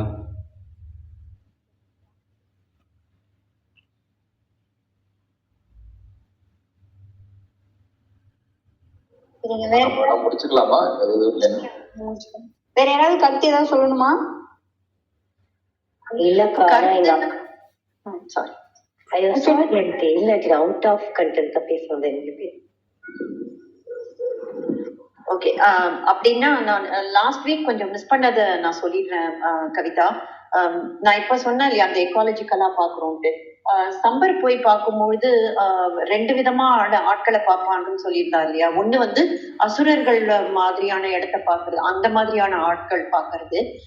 அதுல ஜெயமோகன் சார் லாஸ்ட் இதுல சொல்லியிருப்பார் இல்லையா, நம்ம இன்னும் கூட திருநெல்வேலியா கன்னியாகுமரியா அந்த நிலத்துக்கு அந்த ஓஷனுக்கு கீழே வந்து இன்னுமே அந்த சிலைகள் இருக்கு அப்படின்ற மாதிரி. இது கூட நம்ம சொல்லுவோம், அந்த கலிவர்ஸ் டிராவல்ல படிச்சிருக்கோம் இல்லையா, நம்ம வந்து லிலிபுட்டன்ஸும் அந்த ஜிஜாண்டன்ஸும் பாக்குறோம் அப்படின்ற மாதிரி. ஈவன் தோ அது வந்து நம்ம ஃபிக்ஷனல் ஸ்டோரியா பார்த்தாலுமே இப்போ வந்து எக்காலஜிக்கலா திஸ் இஸ் பாசிபிள் அப்படின்றதான். நம்ம வந்து எப்படி ஃபாசில்ஸை பாக்குறோமோ, எப்படி அனிமல்ஸை பாக்குறோமோ, மனித குலத்தினுடைய ரெமினன்ஸையும் பார்த்துட்டு இப்பெல்லாம் நிறைய வந்துட்டே இருக்குது. ஸோ அந்த ஒரு இதை பார்த்தேன் நான். ஸோ அசுரர் குலம் இருந்திருக்குது, அதே மாதிரி ரொம்ப குட்டியான ஆட்களும் இருந்திருக்காங்க. அதை பார்க்கறது தான் அது. அப்புறம் நேச்சுரலி வந்து சில பிளேசஸ் எர்த்ல வந்து எப்படி சொல்றது, வசிக்கக்கூடிய இடமாகவே இருக்காது அப்படின்னு சொல்லிட்டு. அப்போ இன்னுமே இந்த லேண்ட்ல எத்தியோப்பியால எனக்கு ஞாபகம் வந்து ஒரு சில இடம் இருக்கு. அப்புறம் இந்தோனேஷியால எல்லாம் சொல்லுவாங்க, அங்க வந்து நேச்சுரலாவே பீப்புளால இன்ஹாபிட்டட் ஆக முடியாது அப்படின்னு. ஸோ சம்பர் போய் பாக்குறது வந்து அந்த மாதிரியான ஒரு இதுவா தான் நான் பாக்குறேன் நானு. அவர் வருஷத்துக்கு ஒரு தடவை போறதுன்றது பீப்புள் வந்து போய் டெஸ்ட் பண்றது. இன்னைக்கு வந்து we call them as scientist. இன்னைக்கு வந்து இப்படி எல்லாம் போய் டிஸ்கவர் பண்றாங்கன்னு சொல்றாங்க. ஸோ அந்த கியூரியாசிட்டி இருந்துட்டே தான் இருக்கு. இந்த இடத்துல போய் வசிக்க முடியுமா அப்படின்னு பார்க்கக்கூடிய ஒரு இதுவா தான் நான் பாக்குறேன் நான். அந்த அதுல வந்து ஒரு பெரிய இது வந்திருக்கும் இல்லையா, அங்க கடவுள்னு இருக்காது, உருவம்னு இருக்காது, ஆனா வந்து போய் பார்ப்பாங்கன்றதுனால. ஸோ ஒரு ஜெனரேஷனும் போய் பாக்குறது. அப்படிதான் அந்த பூசணியை வந்து நான் பாத்துக்கிறேன் நானு. ஸோ சம்பர் போவாரு, சில வந்து வாழை இலையில சாப்பாடை படைப்பாரு. திரும்ப வரும்போது அவருக்கு வந்து வெப்ப நோய் வந்துடும். ஏன் வரும்னா, எங்க இந்த லேண்ட்ல எல்லாம் வந்து எக்ஸாம்பிளா நான் சொல்றேன், அமோனியா ரொம்ப ரொம்ப ஜாஸ்தி இருக்கும். அதுக்கப்புறமா தான் வந்து அவர் சொல்வார் இல்லையா, இன்னும் வந்து எனக்கு இது வந்து தனியறதுக்கு 1 மாசம் ஆகும், அப்புறமா வந்து இந்த பசும்பாலை குடிச்சுதான் நான் மாத்திப்பேன் அப்படின்னு சொல்லிட்டு. ஸோ அந்த அமோனியாவோ அந்த மாதிரி பாய்சனஸ் கேஸ் இன்ஃபெக்ட் ஆகுற பாடியில வர்ற விஷயங்கள் தான் வந்து அதை தணிக்கிறதுக்கு தான். அது எவ்வளவு அழகா வந்து ஜெயமோகன் சார் எழுதியிருக்கிற மாதிரி தான் நான் அதை பார்த்தேன் ஸ்ரீ. அது இதை வந்து நான் போன வாரமே சொல்லியிருந்திருக்கணும். பட் எஸ், அந்த கவு மில்கோட pH வந்து நியூட்ரலா இருக்கும், கொஞ்சம் அசிடிக்கா இருக்கும். ஸ்ரீ, இஃப் ஐம் ராங் எனக்கு வந்து நீ கரெக்ட் பண்ணினேன்னு. ஸ்லைட்லி அசிடிக்கா இருக்கும். ஸோ இந்த அமோனியா வந்து பார்த்தா ஜாஸ்தி இருக்கும். அந்த அமோனியாவை நியூட்ரலைஸ் பண்றதுக்காக தான் பசும்பாலை 1 மாசம் எடுத்து அதுக்கப்புறமா அதை வந்து தணிப்பாங்க. சோ இது எப்போ வந்து அந்த மாதிரி இந்த இப்படி போய் பார்த்துட்டே வந்திருப்பாங்க. இந்த பூசணிகள் தொடர்ந்துட்டே இருக்கும். ஒரு 100 இயர்ஸ்ல வந்து நவ் இட் இஸ் இன்ஹாபிட்டபிள் அப்படின்னு ஹேபிட்டபிள்ன்ற லெவலுக்கு வந்திருப்பாங்க. இதேதான் வந்து நியூக்ளியர்ல அந்த ஜப்பனீஸ்ல ஹிரோஷிமா நாகசாக்கியா இருக்கட்டும், அதுக்கப்புறமா வந்து இப்போ பாகிஸ்தான்ல போட்டாங்க இல்லையா, லைக் வந்து நியூக்ளியர் பாம்பு போடும்பொழுது இன்னும் வந்து 600 இயர்ஸ் வந்து கண்டிப்பா வந்து இதை பண்ண முடியாது. ஸோ இந்த தொடர்ச்சியை இது இனிமே நம்ம வாழ முடியுமா அப்படின்னு பார்க்கக்கூடிய ஒரு இடமா எப்படின்னா இப்படிதான் பார்க்க முடியும் அப்படின்னு தான் நினைச்சேன் ஸ்ரீ. இப்ப இருக்கிற டெக்னாலஜி அப்ப கிடையாது. அப்ப இருந்த டெக்னாலஜில திஸ் குட் ஹேவ் பீன், இதுதான் நடந்திருக்கும் அப்படின்ற மாதிரி ஒரு சின்ன யூகங்களை ஷேர் பண்ணணும்னு நினைச்சேன் கவிதா. தேங்க்ஸ். இது தவறா கூட இருக்கலாம், பட் என்னோட இதுல அப்படிதான் புரிஞ்சுக்கிட்டேன் நான். நன்றி மேம். புது பகுதியா இருந்துச்சுக்கா. எப்பவுமே அந்த அன்னை மேல இருக்கு இல்லையா, அது வந்து பூமியில உள்ள அமோனியா கேஸ் மாதிரி அப்படின்னு எடுத்துக்கலாம். அப்படிதான் சொல்றேங்க முத்து. எஸ், ஆமா. அதான் அங்க உருவம் எதுவும் கிடையாது, இருட்டாதான் இருக்கும் அப்படின்லாம் சொல்றாங்க இல்லையா. சோ போய் பாக்குறது, அங்க கொஞ்சம் வெளிச்சம் வந்திருக்குதா, அங்க வந்து ஒரு ஃபார் எக்ஸாம்பிள் அந்த மாசஸ் எல்லாம் சொல்லுவாங்கல்ல, சின்ன சின்ன பிளான்ஸ் வெளியில வந்திருக்குதா அப்படின்ற மாதிரி, அது உயிர் வாழக்கூடிய இடத்துக்கா வந்திருக்கா அப்படின்னு செக் பண்ற மாதிரி தான் நான் புரிஞ்சுக்கிறேங்க. எக்காலஜிக்கல் பாயிண்ட் ஆஃப் வியூல. ஆன்டியா கவுமில்க் வந்து ஸ்லைட்லி அசிடிக். ஆக்சுவலா ஸ்லைட்லி அசிடிக். அமோனியா வந்து ரொம்ப வீக்கான பேஸ். ஓகே, வீக்கான பேஸ் தானா அது? ஆமா. ஓகேமா. சோ இதுக்கு ஸ்லைட்லி அசிடிக்கா போயிட்டு நியூட்ரலைஸ் ஆக முடியுமான்னு பார்த்தேன் நானு. But what if it is completely ஆல்கலைனா இருந்ததுன்னா, அந்த மாதிரியான கேசஸா இருந்ததுன்னா அப்படின்னு ஒரு யோசனை இருந்தது. அதுக்கான பிளேசஸ்லாம் நான் எனக்கு இப்போ தெரியல. நான் அது கொஞ்சம் I thought I should Google it and confirm it too. There are many பிளேசஸ்ல ரொம்ப எக்ஸ்ட்ரீம் லெவல் ஆஃப் அமோனியா கேசஸ்லாம் வந்து ஆஃப்கோர்ஸ் நம்மளதே பாக்குறோம் இல்லையா, ஆசிட் நியூட்ரலைஸ் பண்றதுக்கு ஆல்கலைன் இது கொண்டு வருவாங்க இல்லையா. ஆமா ஆன்டி. ஹை ஆல்கலினிட்டி வந்து நம்ம கிட்ட ஒரு சின்ன பாதிப்பை ஏற்படுத்தும். ஆனா நாட் எக்ஸஸ். ஏன்னா நம்ம கிட்ட அந்த ஆல்கலினிட்டிய காம் பண்றதுக்கு போதுமானது இருக்கு. ஆனா ஹை பேசிக் வந்து என்ன ஆகும்ன்றது எனக்கு ஐடியாவே இல்லை. அப்படியாமா? ஓகே, நான் கண்டிப்பா அதை பத்தி சொல்றேன் Sri. High basic is as toxic as high acidic Sri. எந்த அளவுக்கு ஆசிட் வந்து நம்மள பாதிக்குமோ அந்த அளவுக்கு எக்ஸ்ட்ரீம் ஆர் 12 and above ஆல்கலினிட்டியும் வந்து நம்ம கண்டிப்பா பாதிப்பு கொடுக்கும் ஸ்ரீ. ஓகே. ஆமா, இன்னைக்கு அந்த கோல்டு பத்தி பேசும்போதும் அதுக்கு கெமிஸ்ட்ரி கிளாஸா மாத்திர வேண்டாமேன்றதுனால தான் கொஞ்சம் கம்மியா சொல்றேன் ஸ்ரீ. எஸ், இதே அளவு ஆசிட்க்கு எந்த அளவுக்கு பாதிப்பு கொடுக்குமோ அதே அளவுக்கு ஆல்கலினிட்டியும் பாதிப்பு கொடுக்கும் ஸ்ரீ. இருக்க முடியாது நம்மளால, கண்டிப்பா இருக்கு. அதனாலதான் தெரியும் நம்மளோட இதெல்லாம் கூட நம்ம பிரீதிங் எல்லாம் கூட சொல்றோம், எப்ப பார்த்தாலும் நியூட்ரல் பிஹெச்சா இருக்கான்ற மாதிரியே இருக்கலாம், இல்ல ஸ்லைட் அசிடிக் ஸ்லைட்லி பேசிக்கா போகலாம். இதுக்கு மேலேயும் போக முடியாது, இதுக்கு மேலேயும் கீழே நம்மளால மனிதர்களால இருக்க முடியாது, மூச்சு வாங்க முடியாது. Like you know that oxygen எடுத்துக்க முடியாது நம்மளால. ஓகே, அந்த கிளாஸா மாத்தல ஸ்ரீ. வென்வர்ஸ்ல இருந்து விலகல, ஒரு சின்னதா கருத்து சொல்லணும்னு நினைச்சேன், எக்காலஜிக்கலா சொல்லணும்னு நினைச்சேன். Okay anti, thanks ma'am. வேற ஏதாவது கருத்து வச்சிருக்கீங்களா?